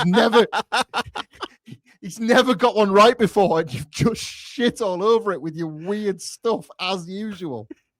It's so awkward because I had that down because, like you say, Owen A calls him a special friend. Jim Ross, like, oh, maybe in real life, maybe. But obviously, and what Austin sent to jail and all of that, and he goes OTT with it. But you're absolutely right because the other thing Bulldog says, he's like, and you know what? I'm going to be right when Owen faces Steve Austin. I'm going to be right behind him. And you didn't need to say that, to be honest, Davey. Like, why is that the point? That's not the point of the promo. Like, again, you just shouldn't have been given the microphone. But I don't know if you had this note down, but is this the last time? Obviously, this is the inset promo and the link to this 4-way tag match that follows. This is the last time we see Owen and Davey as a team, isn't it? Thinking about it, It must be with Montreal coming up. Our Sweeney tag team. De jour is all over from here. Maybe we should enjoy the moment while it lasts. It's funny because this is the last time we get them as a tag. Then we see them. They both feature obviously Bad Blood at least. So we get one more look at the pair of them on the same show together. But as a tag team, what a strange run. Like I can't decide, having done this rewatch with you, if I like them more or less. Because when they're good, they're pure magic. But it's I don't know. It's definitely given me. It's been the use of them, hasn't it? It's been very confusing. Their run as a tag team is really celebrated, but I think a little bit of that speaks to just how poor the division was. They're a bit of a when their matches are even half decent, it's just a shining light, isn't it? Like they're kind of fun to watch. They've been good in theory, but I think like the company leaned on that too much. Where it was like, fuck it, so the heels need someone to wrestle. Owen and Davey can do it. Like it was like a run of 3 months, wasn't there, where that just kept happening over and over and over again. But gone but not forgotten. I hadn't realised that going into this, but they're kind of put into that role here with this match as well. Obviously, it being a 4-way, we get their entrance and inset promo. We then get a Godwin's inset promo as heels. Something about the Mason Dixon line, whatever. The weird hillbillies. That's it. That's all it is. You get that there. You then get a Legion of Doom. Speaking of the fact that we're in 1997, lads. Shouty promo. They're still mad at Hog and Pig. And also the headbangers are here. Your dad's idea of what was cool in 1997. But again, we were there. We would move on from such things as well. But it's very interesting. This match is like very different to the 3-way, it being a 4-way. Again, we're trying things. It's 1997. We want to do new things. But it does feel a little bit with the 3-way where it's like, well, two people are working together. They must be in cahoots. With the 4-way, it's a lot. It feels like the lads have been like, I don't know what else we're going to do, so let's just build it around who can tag who. What? You can tag me? You're not my tag team partner. How is that possibly allowed? Yeah. It's pretty much the match, isn't it? And that's obviously, again, another teething problem of trialing these new ideas here in 1997. I quite like the story of like Owen and Davey just not wanting to tag in at all until it's a straight up tag match, like letting everybody else brawl. And then like Owen Hart calling like the other wrestlers. Well, I couldn't work out right. He was doing the chicken motion. He was like calling the other wrestlers chicken. He was doing that. But isn't that wrestler code for the matches an absolute turkey? Like, isn't that like if a wrestler goes like, I'm sure like if a wrestler does that, it's a gesture to the fans of, aye, that was the absolute shit. Like I Yeah. could be wrong, but like, because I think you see Bret do it from time to time, like that, as if we just laid an egg sort of thing. So that could be a little rib from Owen. I'm not sure, but Maybe. oh man, Multiple people aren't happy here, are they?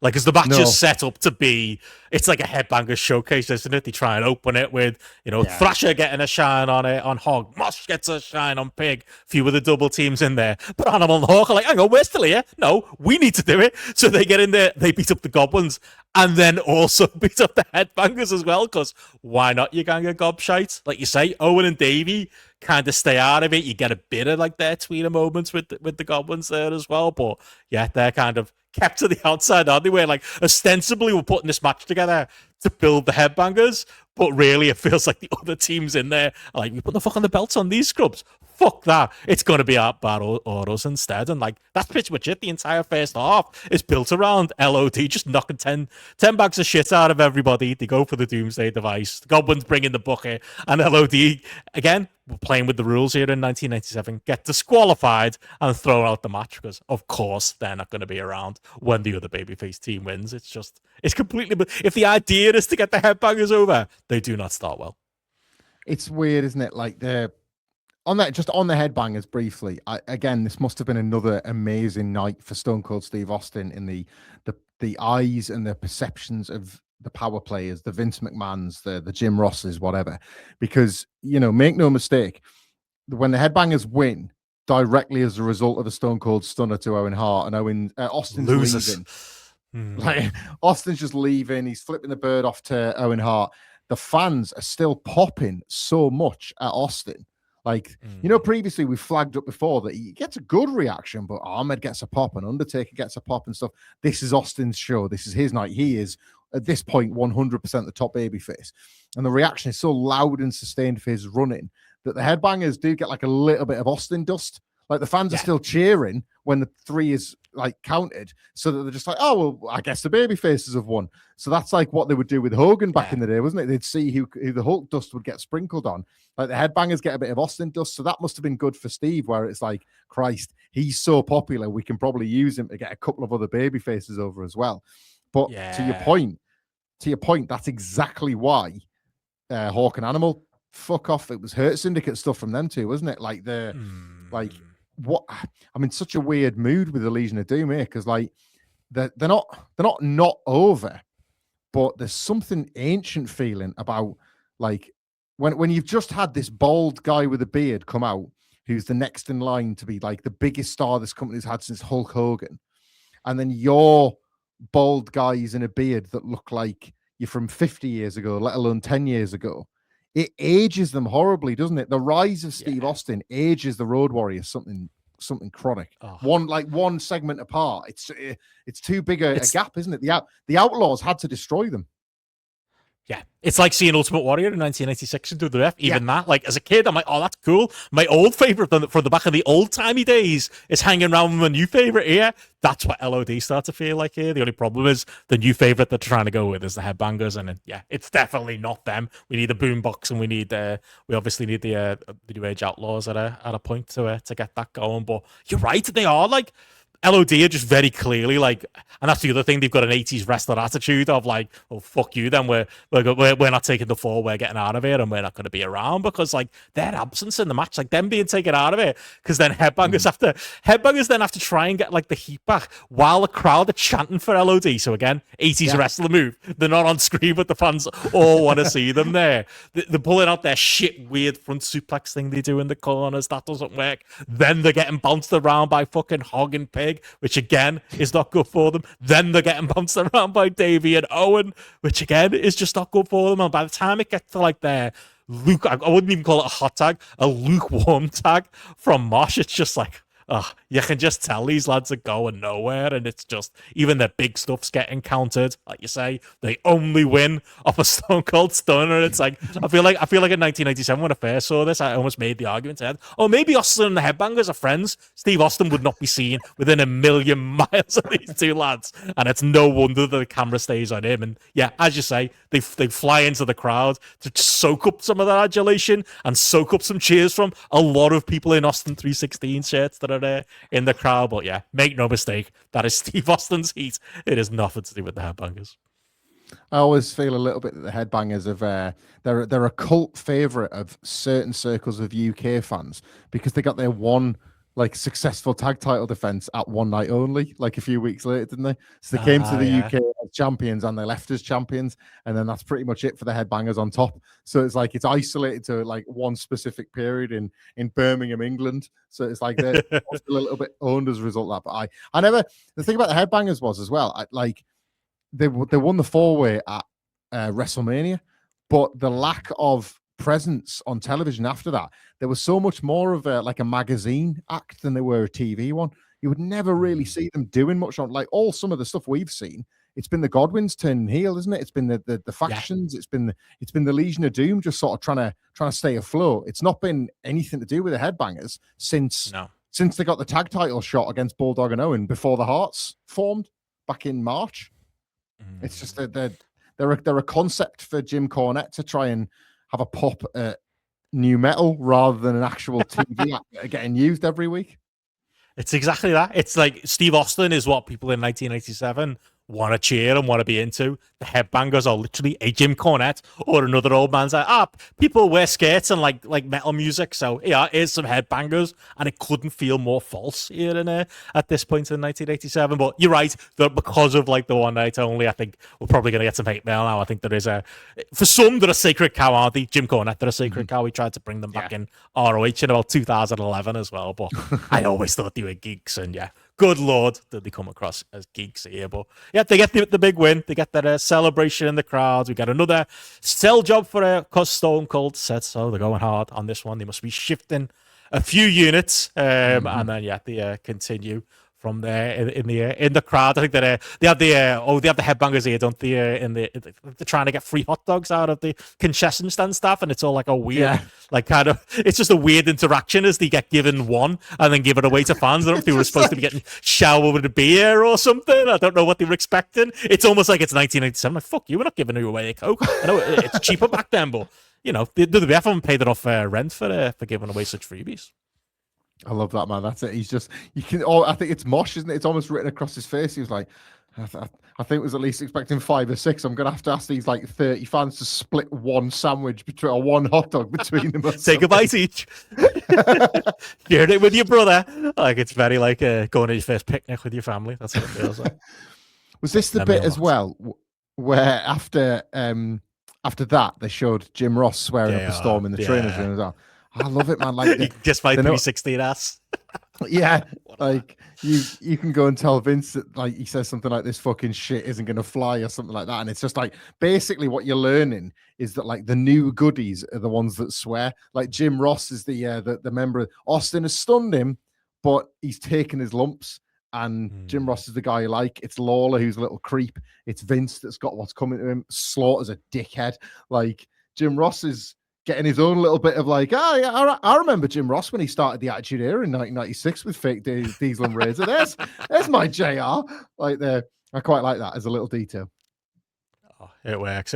But yeah, we go from JR. He says he also says he didn't come here to get whipped. Or then he corrects himself. He goes, I mean, beat up. And I'm thinking, yeah, Vince McMahon's making lines back, writing that down like, oh, he used some of that old timey Southern slang. We're not having that. We need to save that for old Del Wilkes, who's out next for our WWF Championship match. We get a little bit, at least on the version I saw, a little bit of a recap of the Patriot video.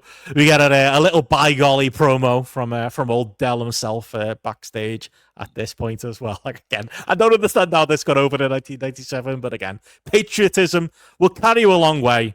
As will a fantastic theme that he has here. We then get Bret's entrance, which again, in the spirit of In Your Houses, comes off the back of a promo, different one than they had on the free for all. Make sure to note that it's the World Wrestling Federation, not the American Wrestling Federation keeps talking about how he's going in there against someone everybody loves, and it's like, I'm not sure that's 100% true here, Bret, but that's fine. But it feels a little bit house show. It feels a little bit like, when you go to like a show in Manchester, and it's like you get the promo on the telly that they show in every town, just to remind you that the Miz is the heel or Dolph Ziggler's the heel or whoever it is. It felt a bit that he like just needs to remind you, no, I'm the baddie. I hate America. Cheer for this bloke who I'm gonna throw in. And of course, it's a Bret promo, so he has an extra line on the end of it, and that's all I gotta say. I think is how he ends this promo, and then his music hits, and he's out from there. Any thoughts on the promos or anything else on the setup for this one? Just when you said this bloke there, like, we're allowed to do that. We're dipshit podcasters.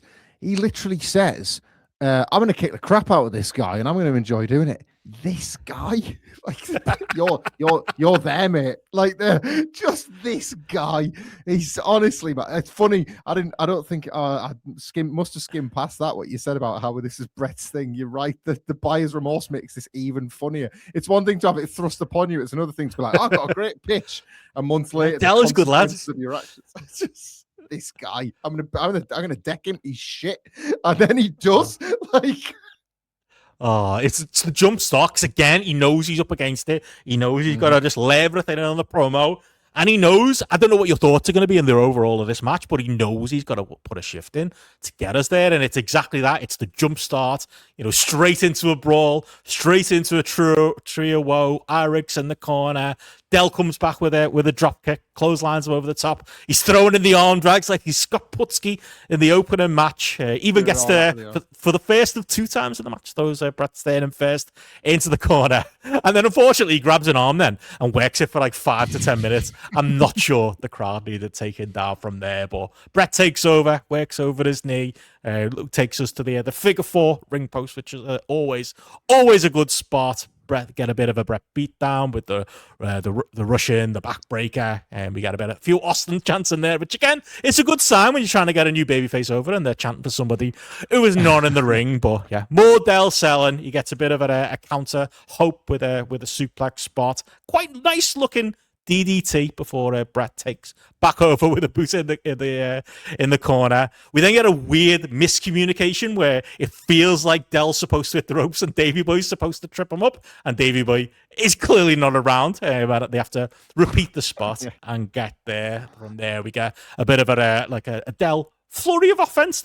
I think after the prolonged heat, I think that's Bret's thinking here.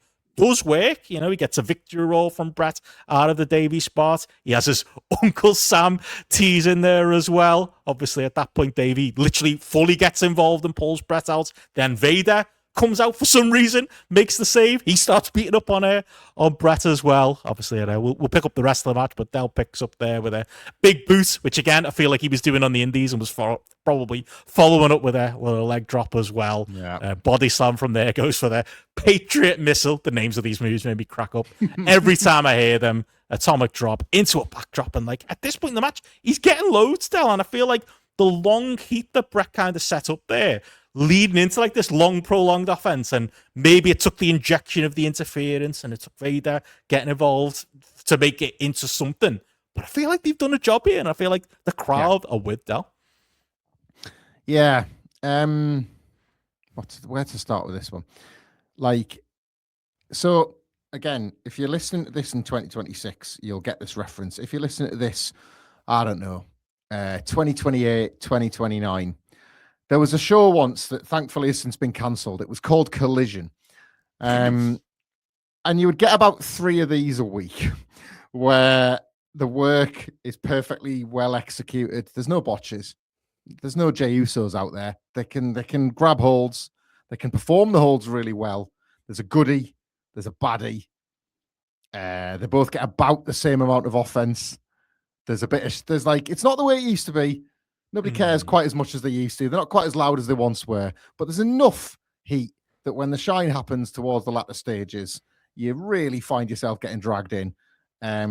If you're lucky, the 2 wrestlers will have a couple of mates and they'll get into a brawl on the floor that for whatever reason the referee just completely ignores, and there's no disqualification, even though there should have been about 6. And then it kind of doesn't matter the flow of the match the very obvious winner will win and the very obvious loser will lose. And Tony Schiavone will say, "What an incredible night we've had here tonight," and then see you next week. And that was what this was. Like, I don't know, to some maybe that might scan as praise, to others it might scan as criticism, but this is what this was to me. Like, I remember as a kid, it just not connecting and not being able to articulate why. And maybe I'm giving them credit here because maybe this match was 30 years ahead of its time. This is a nice run-of-the-mill Roderick Strong versus Daniel Garcia wrestling match, and that's praise to the Patriot and criticism to Bret. That's what that is. This is Bret trying to wrestle something special out of a guy that isn't, out of a story that is non-existent, out of a template that's way too 50-50. Like, if Bret just chewed him up, gives him fucking loads, like, yeah, fuck, especially in the second half. That goes on, that comeback. That's not a comeback. That's a second half. Like, that goes on way too long. If they go 80-20 here and like Patriot, it's just all hope spots. The Patriot missile, the Uncle Slam, this idea that like the only way he beat him the first time was with a roll up. It's not like he needed much, but he just needed something. But by the time Patriot takes over, you're like, this is quite a lot of offense and you just can't do it. You're just a bit shit. And then I mean, I think where Bret got his own back was in, what are you thinking for the finish, Bret? Well, I've got this idea where you put my move on, but you're so shit, I easily reverse it and you give up. And Dell's like, that's the point, yeah. Because I think to that point, I think it does work, because like you get to like the point in the match there where, you know, Bret kind of ends up cutting him off, guillotines him in the corner, elbows him. Dell takes back over. That's where you get like the ref bump in there. They brawl in the corner. He gets the Uncle Slam, which is over. You know, the crowd go for, but Bret gets the kick out of it. But we've had the plausible deniability of the delay. But I think the point in the match where I think it does work is like they do like the late international spot and the head to head, and then it's like a double down, and the crowd just spontaneously start chanting USA.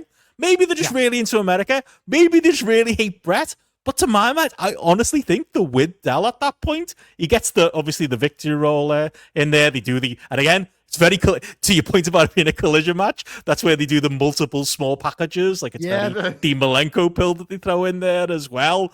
But you're right, it does all lead to, he gets another sternum first bump, goes for a sharpshooter, and Bret's idea has been all along, I'm going to give you 20 minutes of offense in this. It's going to work. And to be fair, it does. But at the end of it, you're going to be so stupid that you're going to put my move on me. And guess what I'm going to do? I'm going to reverse it. And obviously, there's no Earl Hebner knock around, so it's not quite Survivor Series yet. So in this case, he just reverses it and wins like it's the Ric Flair title match in 92 or something like that. It's like, yeah, it feels a little bit like Bret having his cake and eating it too. Like he's had this idea of having this guy on the shows and working with him. Then he's been usurped by Shawn and Taker taking the main event. And he's stuck working Dell fucking Wilkes, and he's just decided, I'm going to get him over, but I'm also going to fucking win, and I'm going to look like the best wrestler in the world when I do it. So I can see the Bret thinking there as well. For me, it works to that end, but it's also like, yeah, at the end of the day, by the time we get to one night only, Patriot's finished, isn't he? Really, he's done so.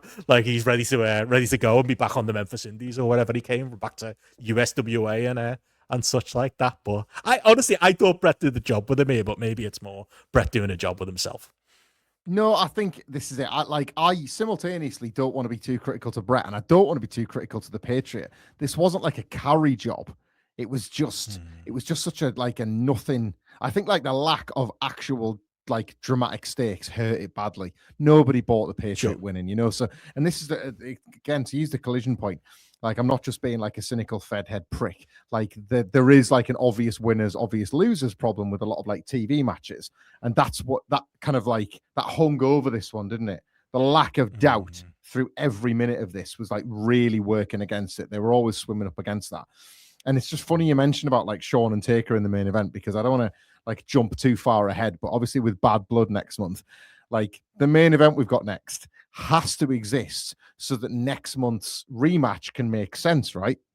True. So with that in mind, knowing that they're going to a flag match next month featuring the Bulldog and Vader, like as long as hypothetically you don't end this match with Bret the Hitman Hart easily beating the fucking shit out of the Patriot in the post match and the Patriot having no friends to help him, like That'll be a perfect setup for yet another match, won't it? Bret kills him after the bell here. The Patriot, you're right. You're right about him being dead in England. Like, there's a full post-match beatdown that just involves Bret battering him with no comeback and no help. Like, the heel just chokes him out with a flag, punches some officials. The officials have distracted Bret, and the Patriot still hasn't got up. So Bret, like, knocks a few of the officials out and then just goes back to beating up the Patriot again. It's like, you've got another match next month. Oh, it's unbelievable. Like, he literally just, like, he does the whole, like, he tells the fans to kiss his ass. I feel like that's aimed at Shawn Michaels. And then you're right, he just beats the fuck out of him. He pile drivers him, just pulls that out of nowhere, snaps an American flag, chokes him with it. Like, he literally does kill him dead. He really does. Then he goes backstage, doesn't he? He has that promo where he calls him a loser. You know, losers. I mean, he's a babyface, not called Steve Austin, so of course he's a loser in 1997. But, like, it really is. He just calls all the Americans losers to Cole there, doesn't it? Like, you get Davey gets involved. So, of course, he's throwing a little line about, at least in the UK, they recognise good wrestlers. Why Davey's got the microphone once again, I don't know. But it's pure emotion from Bret. It's, well, I don't know if it's quite full of that, but it's very for fuck's sake, and he's very mad about the fact that he's not on last year. I've not even thought about that. That's so funny. He's got in this promo going like to Shawn and the Undertaker. Yeah, follow that. And they're like, oh, fucking all right. Like, yeah, no worries. Sounds. No, see you later. And that's me saying it as well. I enjoyed this match, obviously more than yourself. But yeah, it is. I don't think you could have gone the other way around, could you? I don't think this could have quite followed what was to come afterwards as well. But it's quite a scene, and for me, maybe it's because Ground Zero again. It's a tape that I've burned into my brain and I've watched a million times over again. Like, especially the last two matches here. I did have a soft spot for Telworks, and we'll get to it when we do the housekeeping. I was a little bit sad when the UK crowd aren't with it whatsoever, and the UK crowd aren't with Bret really fully, based on everything he says in this promo as well. I mean, I remember being a little bit disappointed at our people in Birmingham that night. Well, just referencing Bulldog and Owen from earlier in the show, discounting what we might get as 5-star reviews over the years and the like. I hope you just enjoyed your last Bret the Hitman Hart singles match we'll review. Oh, is that it? Is that the last one? Lot, mate. That's your lot. We got a tag flag match next month. And then, of course, I forget what happens at the Survivor Series, but I'm not sure if he's kicking around by December. Oh, that's devastating. Is there anything we can pull from Raw? I don't know. Jesus, that hurts. The end. There is actually there's a little perler of a match. It's the last Raw match I think he ever has. In '97 against Ken Shamrock, where he actually puts the title on the line, and it's a little doozy. So if we can find the time to squeeze it in, but certainly on In Your Houses, it's been an incredible run. But it's that's that. Gone but not forgotten. Don't think he's going to be in contention for the houses, at least from an in-ring point of view. Is our Bret in season 2? But we'll have our full swan song when it gets there. But yeah, from there it is obviously from Bret getting his main event in at least his mind. We are getting now set up for the real main event of the evening. We get a video package to set it up, going through the history and all the amazing stuff. If you didn't listen to it already, listen to Housekeeping and go through the story. I still feel Shawn is justified, but we will get there. We got a Shawn Michaels promo here and talking about how he's too jacked up to rest in peace for the Undertaker. I think is the line in there. I think that's pretty much. I think he's so jacked up that he might rest in peace. Is where we are in 1997 here. But of course, Mark did us the first singles match between the two, and like I say, the video is very Undertaker sympathetic, very sad video for him there, as well as the Shawn promo to camera. I imagine we're going to spend about 25 minutes on the entrances, but any thoughts on the promo work there, or the setup for this one? The video's incredible. The setup, I don't want to bore people with any more than I did waxing lyrical in the last Housekeeping. It's all there. And I absolutely love the bones of this story. I think it's incredible. I think the character work is so spot on. I think it's such a... God, I wish WWE could always be like this. The very obvious, like, continuation plan from one story to the next, where, like, an enormous seismic event like SummerSlam could happen. And it's not about, right, now we sit on it for 6 months and nobody does anything until like the Rumble or something. No, it's the next night on Monday Night Raw. The key players are brought out to answer for their actions. And the Undertaker now has to go on living without the WWF title. But it's all right because he's got a focus, and his focus is getting revenge on Shawn Michaels.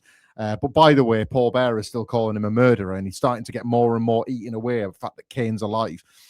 Shawn Michaels, who was going into SummerSlam kind of a baby face on an island with no match, with no no tag team partner in Steve Austin, certainly no friends in the locker room, but that's all right. He can be the referee. Is he losing it a little bit? Well, I'm sure it'll be fine after SummerSlam. No. That turns out to be the trigger point that sends him completely off the deep end. And now he starts acting out, and he's finally getting to be his tempestuous self.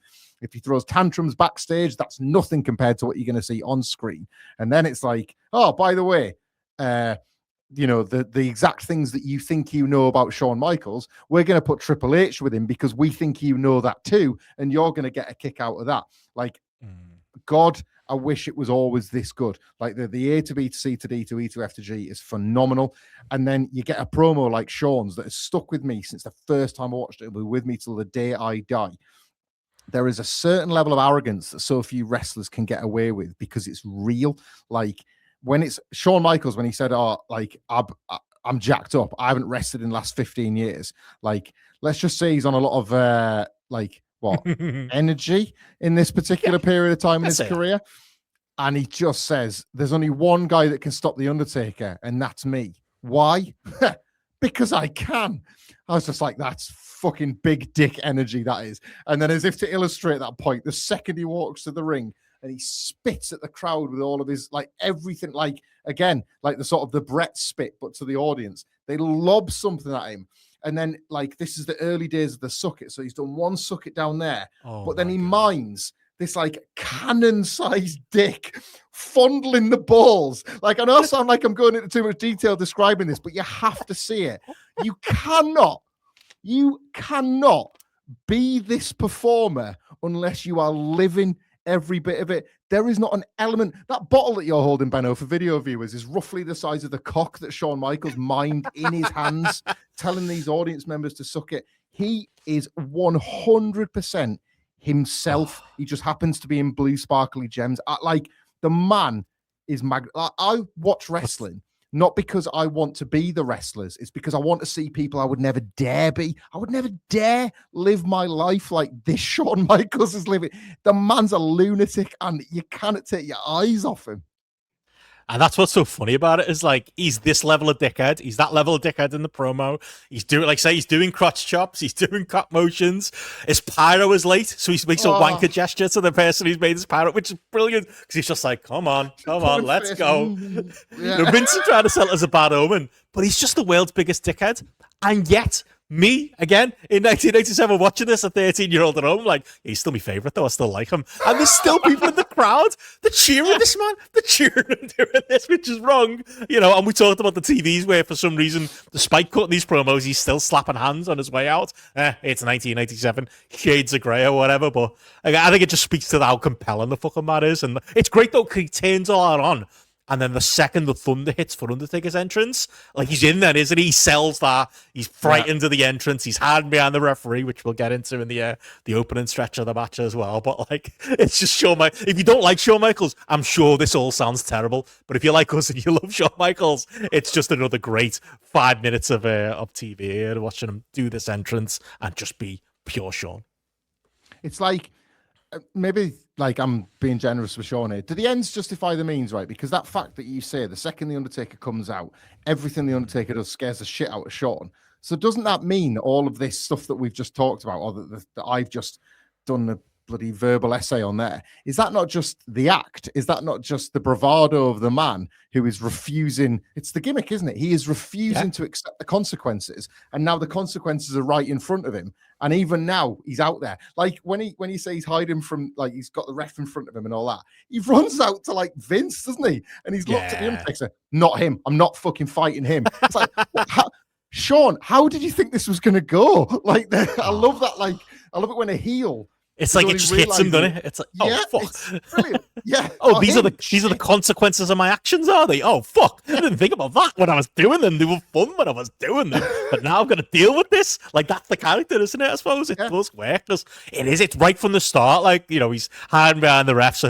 And gives you the idea of where we're going in the match. Undertaker obviously bumps the ref. Immediately, he gets off. Shawn does as Sarge tries to stop him. Taker then literally throws a referee at Shawn. I fucking love this match. You're going to hear it in my voice as we go through. To which Shawn, again, continues to run away. And in one of my favourite spots, as we are saying goodbye to the house, he's banging on the door of the house set, trying to get away. It's fucking incredible. Gets caught, gorilla pissed on the ramp, takes a bump into the front garden of the house that we're seeing for the last time.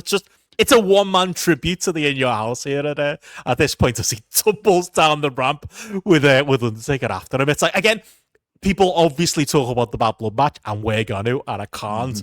But it's very similar execution, this, isn't it? It's the heel. Because for a lot of people, this isn't, a proper heel or face dynamic. If anything, it should be the other way around. Shawn should be fighting underneath. He should be using his bumping as like a babyface fighting underneath. No, this is the best Shawn Michaels, who is facing the consequence for his actions as a stoic Undertaker. Beats the shit out of him outside the ring, inside the ring. It's so cathartic. It's such a great use of what Shawn's positive is, which is his selling, and we're off to the races from like the opening bell. Not even that. Bell hasn't even rang yet. It's incredible. The bell hasn't rang. This is it. Like the environmental, like you mentioned, the In Your House set, and we've talked about it from the very beginning, from the house like coming down. Like, this is the last look we're ever going to get of it, and Shawn gives us one of the best ones. That's an iconic spot to me, of him banging on the door for dear life. He's lost his mind, like just begging for help. The Undertaker, and I'm going to try, like I'm sure you will here, to not say things that I kind of want to say for next month. But what I love about this performance, in contrast to that one, is at this point, the Undertaker is attacking without considering that this might not work out. In the Undertaker's mind, he's arrived to get his pound of flesh and get his revenge. And at no point does he consider that this might not go his way. He doesn't yet know how this match is going to end up and what's going to be required to get them to the next bit. He's coming out thinking, what's going to be great after tonight is that I finally dealt with Shawn Michaels, and he's enjoying his work, isn't he? He's like, this little bastard.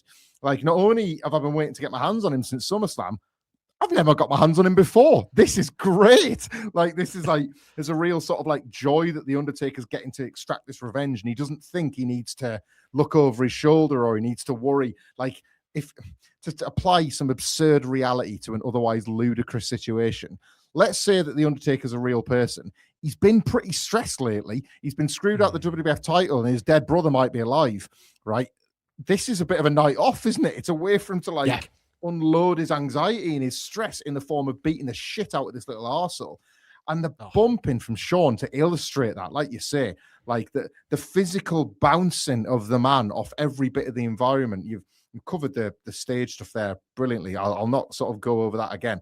But when he goes down to the ramp, it's like a fucking, those old PS1 fighting games where you would get combo points for keeping the guy in the air. Like, the Undertaker uppercuts Shawn, who bumps onto the Spanish announce table. It doesn't break. And then from the announce table, Undertaker uppercuts him again, and he bumps from the announce table to the guardrail.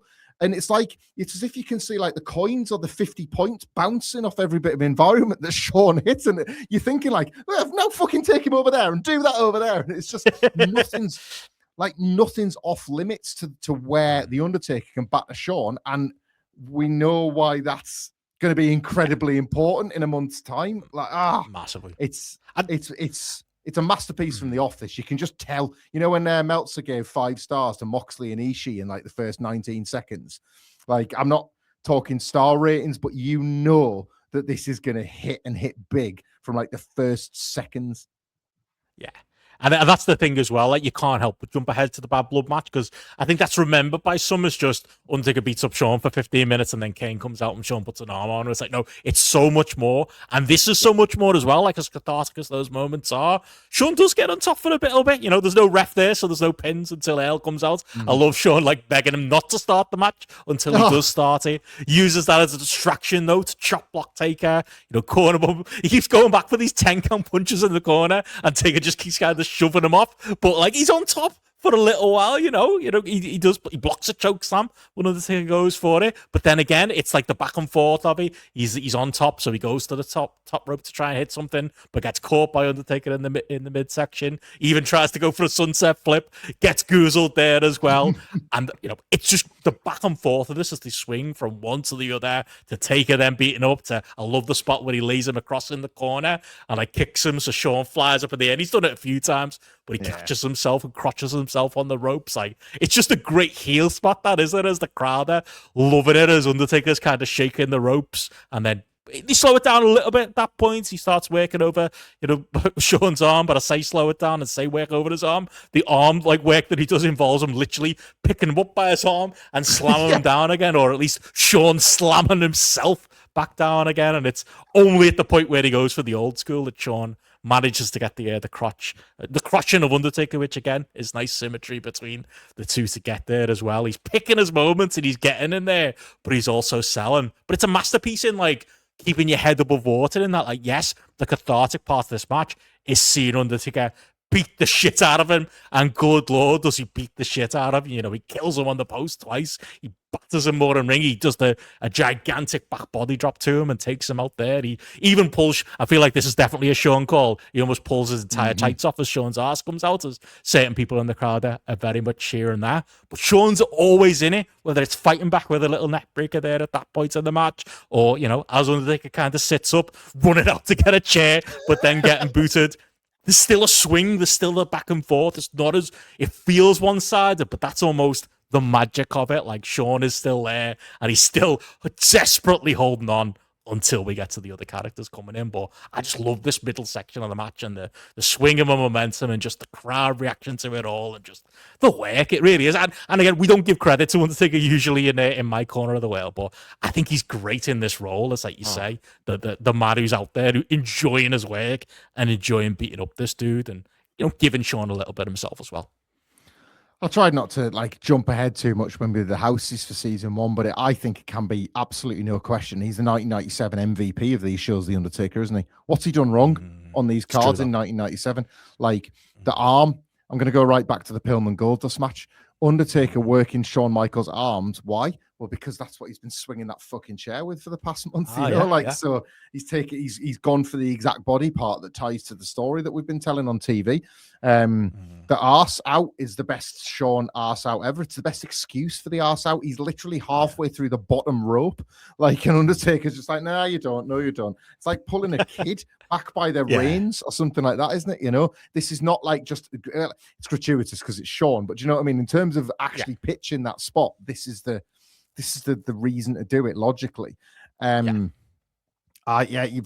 covered that section, as you say. To slow it down almost implies that the energy drops in the building, but it doesn't, does it? They briefly turn this into a standard wrestling match, but it's only really there to bridge from the chaotic start to the interference filled end. You need a slight middle where there's this loose attempt by the wrestlers and the referees to try and get this train on the tracks before it goes careering off it again. And exactly. I like that because you've established, so the whole of in fiction in general, you've got what is it, establishment, disestablishment, and then re-establishment.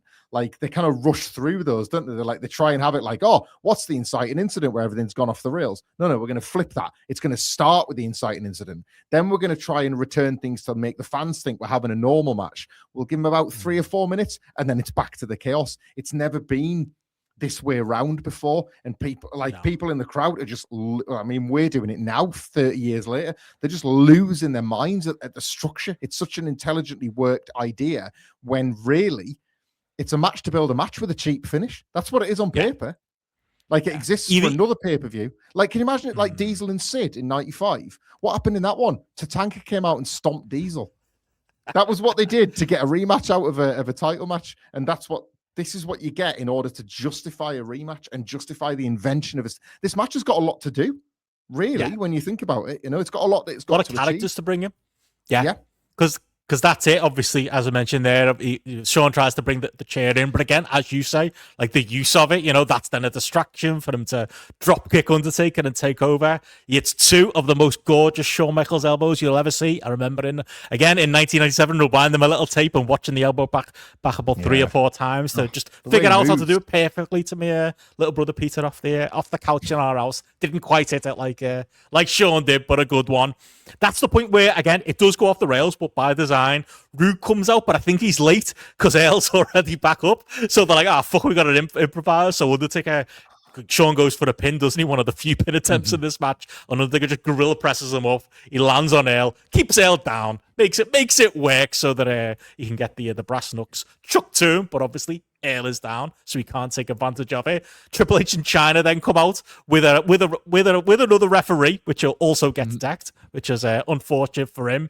It's very interesting dynamic, the stuff with Hunter and China. I felt like with Undertaker, like you feel like any other babyface, China would have got a few shots off on. It feels like it's always Hunter, or it's Hunter and China, but it's never China on her own. I don't know if you picked up on that, but they do both throw him into the steps a little bit, but she doesn't really get anything out on her own there. Shawn decides to take Earl Hebner out randomly at that point as well as the mayhem continues. But I don't know if that's the cut to you.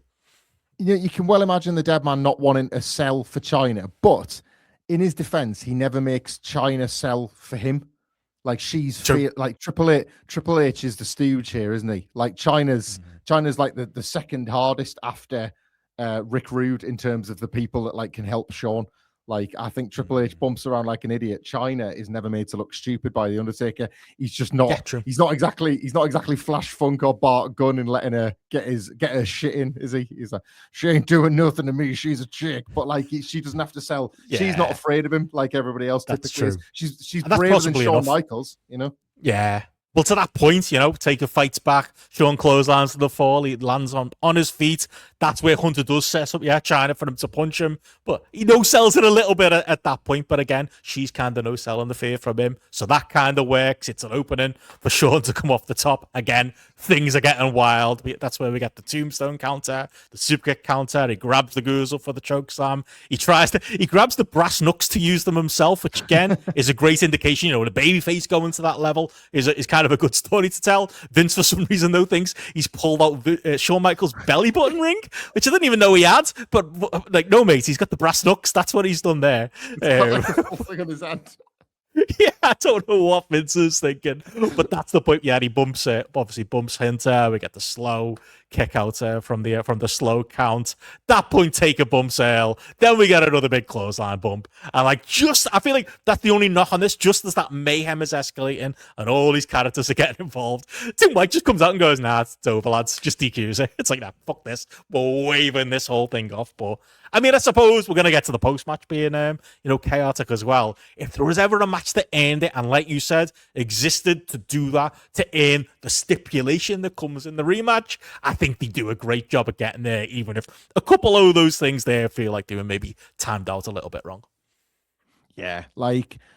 Again, it's a sort of period of time where you're going to be kinder to experiments because they're the first of their kind, and they would definitely abuse this sort of stuff on TV and on pay-per-view in the more sort of Russo heavy years. And I say that because it would happen in the WWF, and then when he went to WCW, you could see it was a thing he liked. Like, but it's like everything. I think chaos. A lot of people don't think, like people as in promoters, bookers, wrestlers, don't think about this. A lot of chaos in wrestling to the viewer's eyes doesn't look chaotic, does it? The gang wars are a perfect example. It's just 4 blokes windmilling each other. It doesn't actually feel very dangerous. It doesn't feel very like something's tipped over like into something more like nasty, or like, I don't know, like there's an edge in the air. There is an edge from moment one to the very end of the show. As you say, there's a post-match that we'll get to.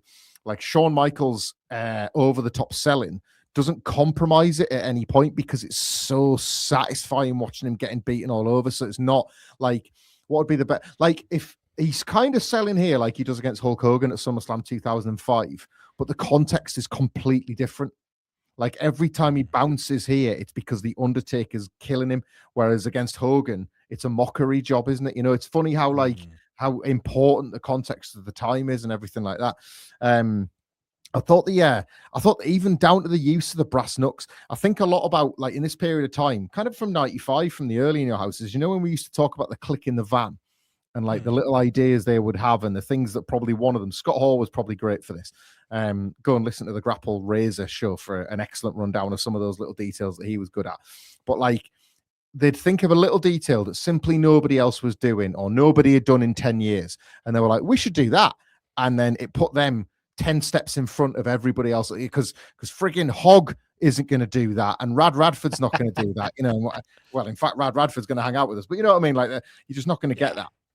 The physical, the visual of the brass knucks, I'm racking my brains. I can't remember seeing, like, Shawn holds them to the camera so that we're all in on it, and I can't remember before this match. Like, they would like tape. They would put white tape over a little thing that, like, Jerry Lawler would hold in his hand, or whoever Bobby Heenan would pass. The foreign object through. It looks like an ugly, nasty, somebody beating you up in a club in Syracuse bit of kit. that doesn't it? Like, one of the lads got experience with that. And I can't remember ever seeing it on camera like that. And again, that feels like the click in the van, doesn't it? It's like our mind. Yeah. Everyone's seen a chair. Like, you've smashed his head open 3 times with the chair. That's not new. What have we got that's new? Well, brass knuckles are pretty ugly, and we're trying to get you over as a heel. And Rick Rude, your insurance policy, is giving you this horrible, nasty weapon. You're a real piece of shit now. Like, I think it's really like, it's the visuals matter, the kind of the stuff you can think what you want about his athleticism, and it's like, yes, his elbow drop, like, the commentators can't help but put it over because it's beautiful. But this guy's an arsehole now, and he's letting Triple H help him, and he's letting Rick Rude give him this awful, nasty weapon designed to cut a guy's head open, and like, he's a piece of shit, isn't he? He's a nasty shit heel, and like, what's going to happen to him in October is what's overdue. And it's like, the booking, the thought and the creativity and everything, it's earned. We keep going back to that word. None of this is thrown away, or none of it's cheating the audience. We're getting a DQ. We're talking about a DQ in the main event, and it's not a rip-off. It's quite the opposite. No. Meanwhile, me, 13-year-old at home's going, I'm just glad Shawn Michaels has got some friends now. I'm glad that Hunter and China are helping him out. He shouldn't be taking on the Undertaker on his own. He deserves to have Rick Rude in his corner. You say that, though. The Undertaker has got his mates because they fucking turn up here, even if it's in a non-kayfabe manner. Because I just think the post-matches, the post-match is as important, especially if you're telling a story like this where it's a DQ and it's supposed to be chaos. Because I love this post-match here. Like, bonus points for Taker trying to choke slam Hunter into Shawn. Doesn't quite pull it off. Hunter doesn't quite get high enough the shit house to make it work. But that's a great spot. Obviously, they try to sweet chin music into the old Andre Undertaker's tied in the rope spot. He doesn't quite make it on first go, does he? He has to give it a second go to make it work. But that's cool. The heels have got Undertaker where they want him. Chyna's got the chair, but again, Undertaker continues to fight back. That's when all the refs and the officials come out. That's when, as well, another one that kind of, it feels like it goes wrong, but it works in the chaos. Like, Hunter's in the middle of getting tombstoned by Undertaker, and Shawn clearly turns around too early, walks up and goes, nothing I can do about this. Anyway, just turns around and walks away again so that they complete the bump, because actually, in reality, it's not like Undertaker could punch him while he was tombstoning Hunter, so Shawn had to find something else for him to do in that moment, which is great. The roster obviously then all stream out, which I did note. It's quite funny that, like, the gang wars are going on, and you got Rocky Maivia in the ring, and I thought it was quite interesting to see, as soon as DOA and the Bariquas come out, he's right out, and he's like, I should be on. I'm in the wrong group. Shit like that. I should be with the BSK lads on the outside, who've very clearly been set up because, I trust you, brother. You're really catchy. Spoilers, they fucking don't, but very clearly there's been 2 crews assigned, hasn't there, for each job. And the most memorable part of this pay-per-view, most memorable thing is again, we don't give Undertaker much credit in my part of the world, but the dive that he does here is like imprinted in my memory. It is, to call it a plancha doesn't sell it. Like, the height he gets, there's something about it. It's so majestic. This 7-foot man with his long hair behind him diving through. And why is he doing it? It's not just to do a high spot, because he wants to get to Shawn Michaels and he wants to kill him. Like, it's incredible. Like, he lands. Obviously, the BSK lads are leaning over. You're all right, though, Mark, aren't you? You're okay. As Shawn escapes out the back door, and DX ostensibly run away. It's an incredible scene, an incredible moment, and so many little Easter eggs in there as well that I'm sure you noted too. You hate it, don't you, when when the old guys who have all the same tired whinges, like when you watch something and like for a second they're justified, because like this is what a wrestler means when they say like save your spots, like make them count, that true, kind of innit? thing. Yeah, like this is like a crystal clear. They're not just saying WrestleMania. It doesn't have to be WrestleMania or SummerSlam or whatever. They're saying like you've got to make it, like you've got to make sure that the visuals are best serving it, that the story is best serving it, that like after all of this has happened and the move has happened, will it be something that they talk about tomorrow? Will it be something that they talk about in 30 years?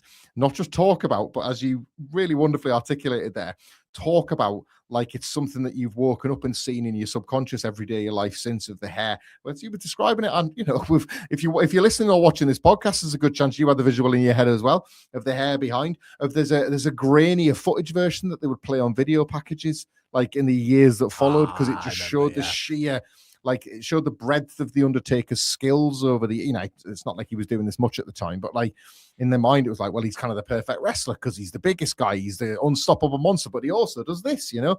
I mean, I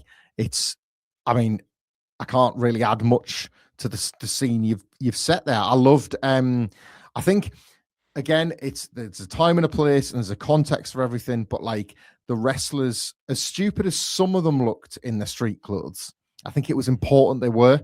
Like you mentioned, The Rock in his regular He looked like gear. $1 million, didn't he? He looked like did, The Rock. Didn't he looked like fully formed 1998, ready to go main event Rock is what he looked like here.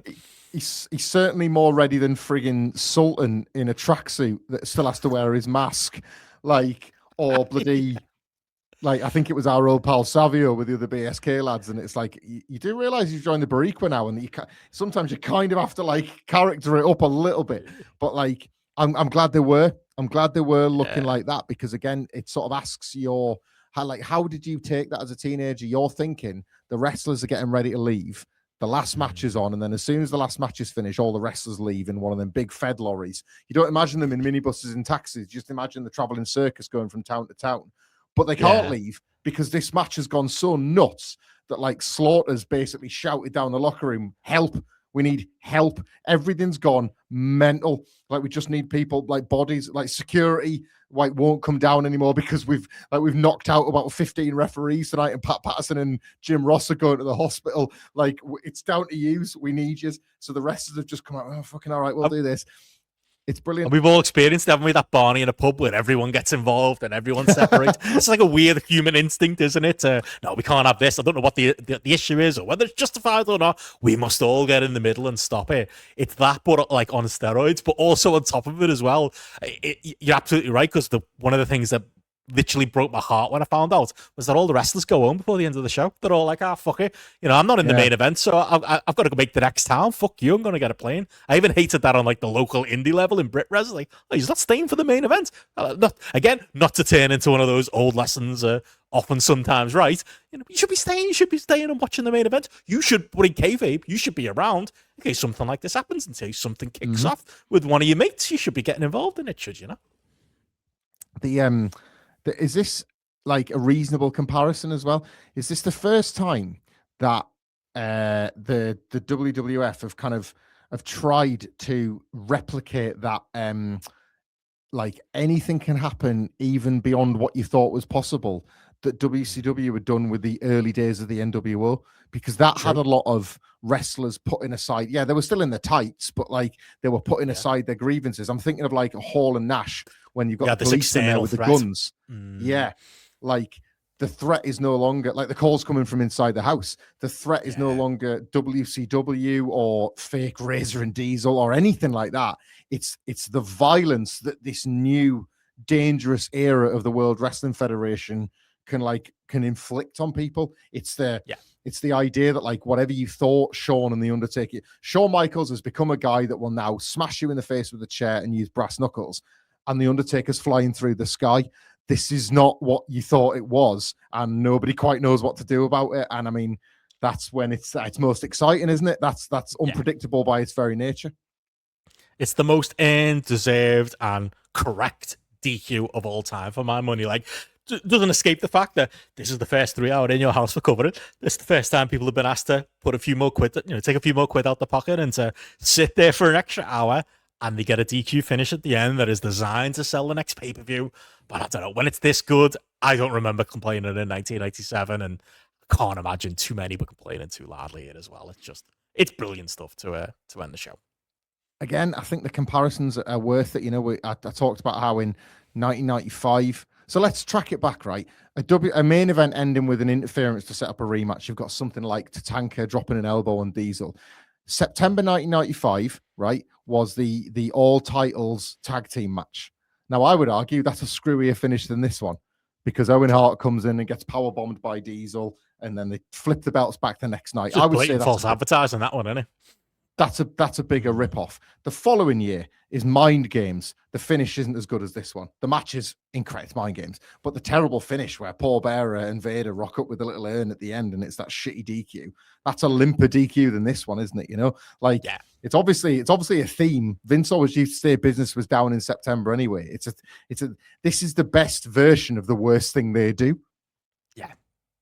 There's no such thing as bad ideas, only bad execution. Maybe that's a lesson we can learn from this as well. But yeah, when it's executed this well, absolutely works. And yeah, there we go. That brings us to the end of the show. Unless you had anything else, it's not like I say, a little bit of a different mission doing these 3 hour ones versus the 2 hour ones. But I feel like at least for the first one, flew by, even with some growing pains in the early stages. Yeah, it really struck me what a template this is for the shows to come. Don't get your hopes up on the undercard and keep your fingers crossed that the main events deliver. And I think that's that's the pattern for a while now, isn't it? It was the Finn Martin always used to say it, didn't it? It was the perfect inverse to WCW. The two companies on pay-per-view could have made one perfect show in this era. Yeah. If anything, they could have got away with doing more talking in the undercards like they did here. But again, maybe I'll rue those words when we get there as well. But every bit of 1997 in your house, and every bit a great one to start. I understand why John and Way did it all that time way back.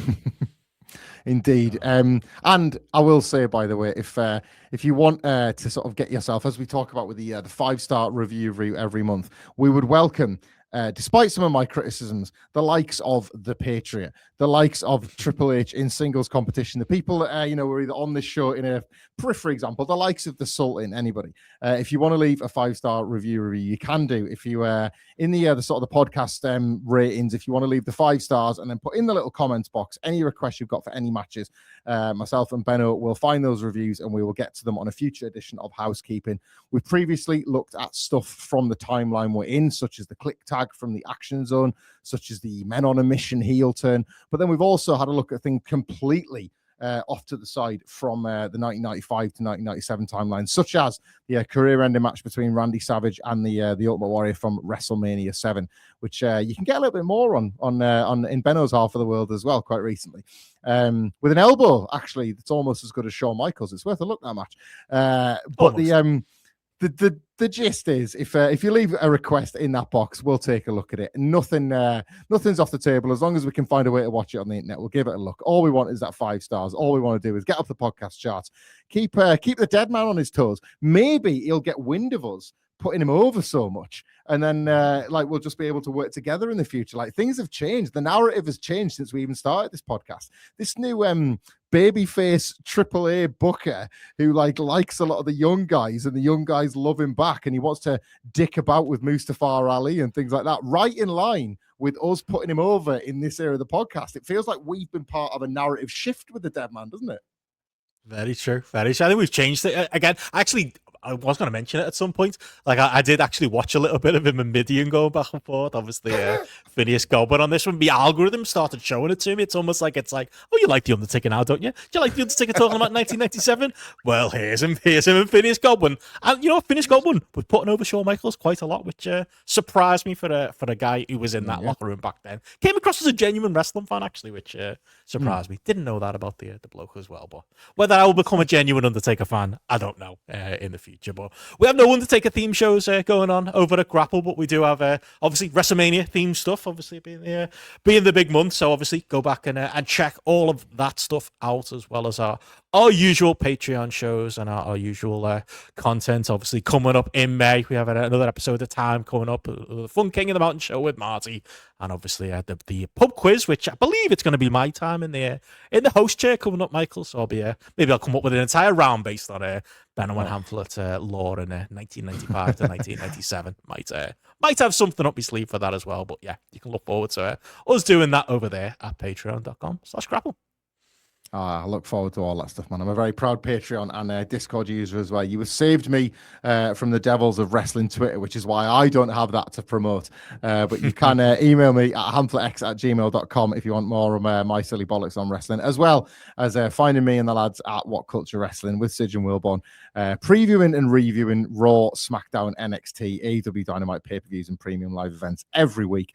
And we'll also be coming off the back of our bumper WrestleMania coverage that featured various live and in-person reports from all the major shows over the weekend. WrestleMania, the Raw after WrestleMania, SmackDown.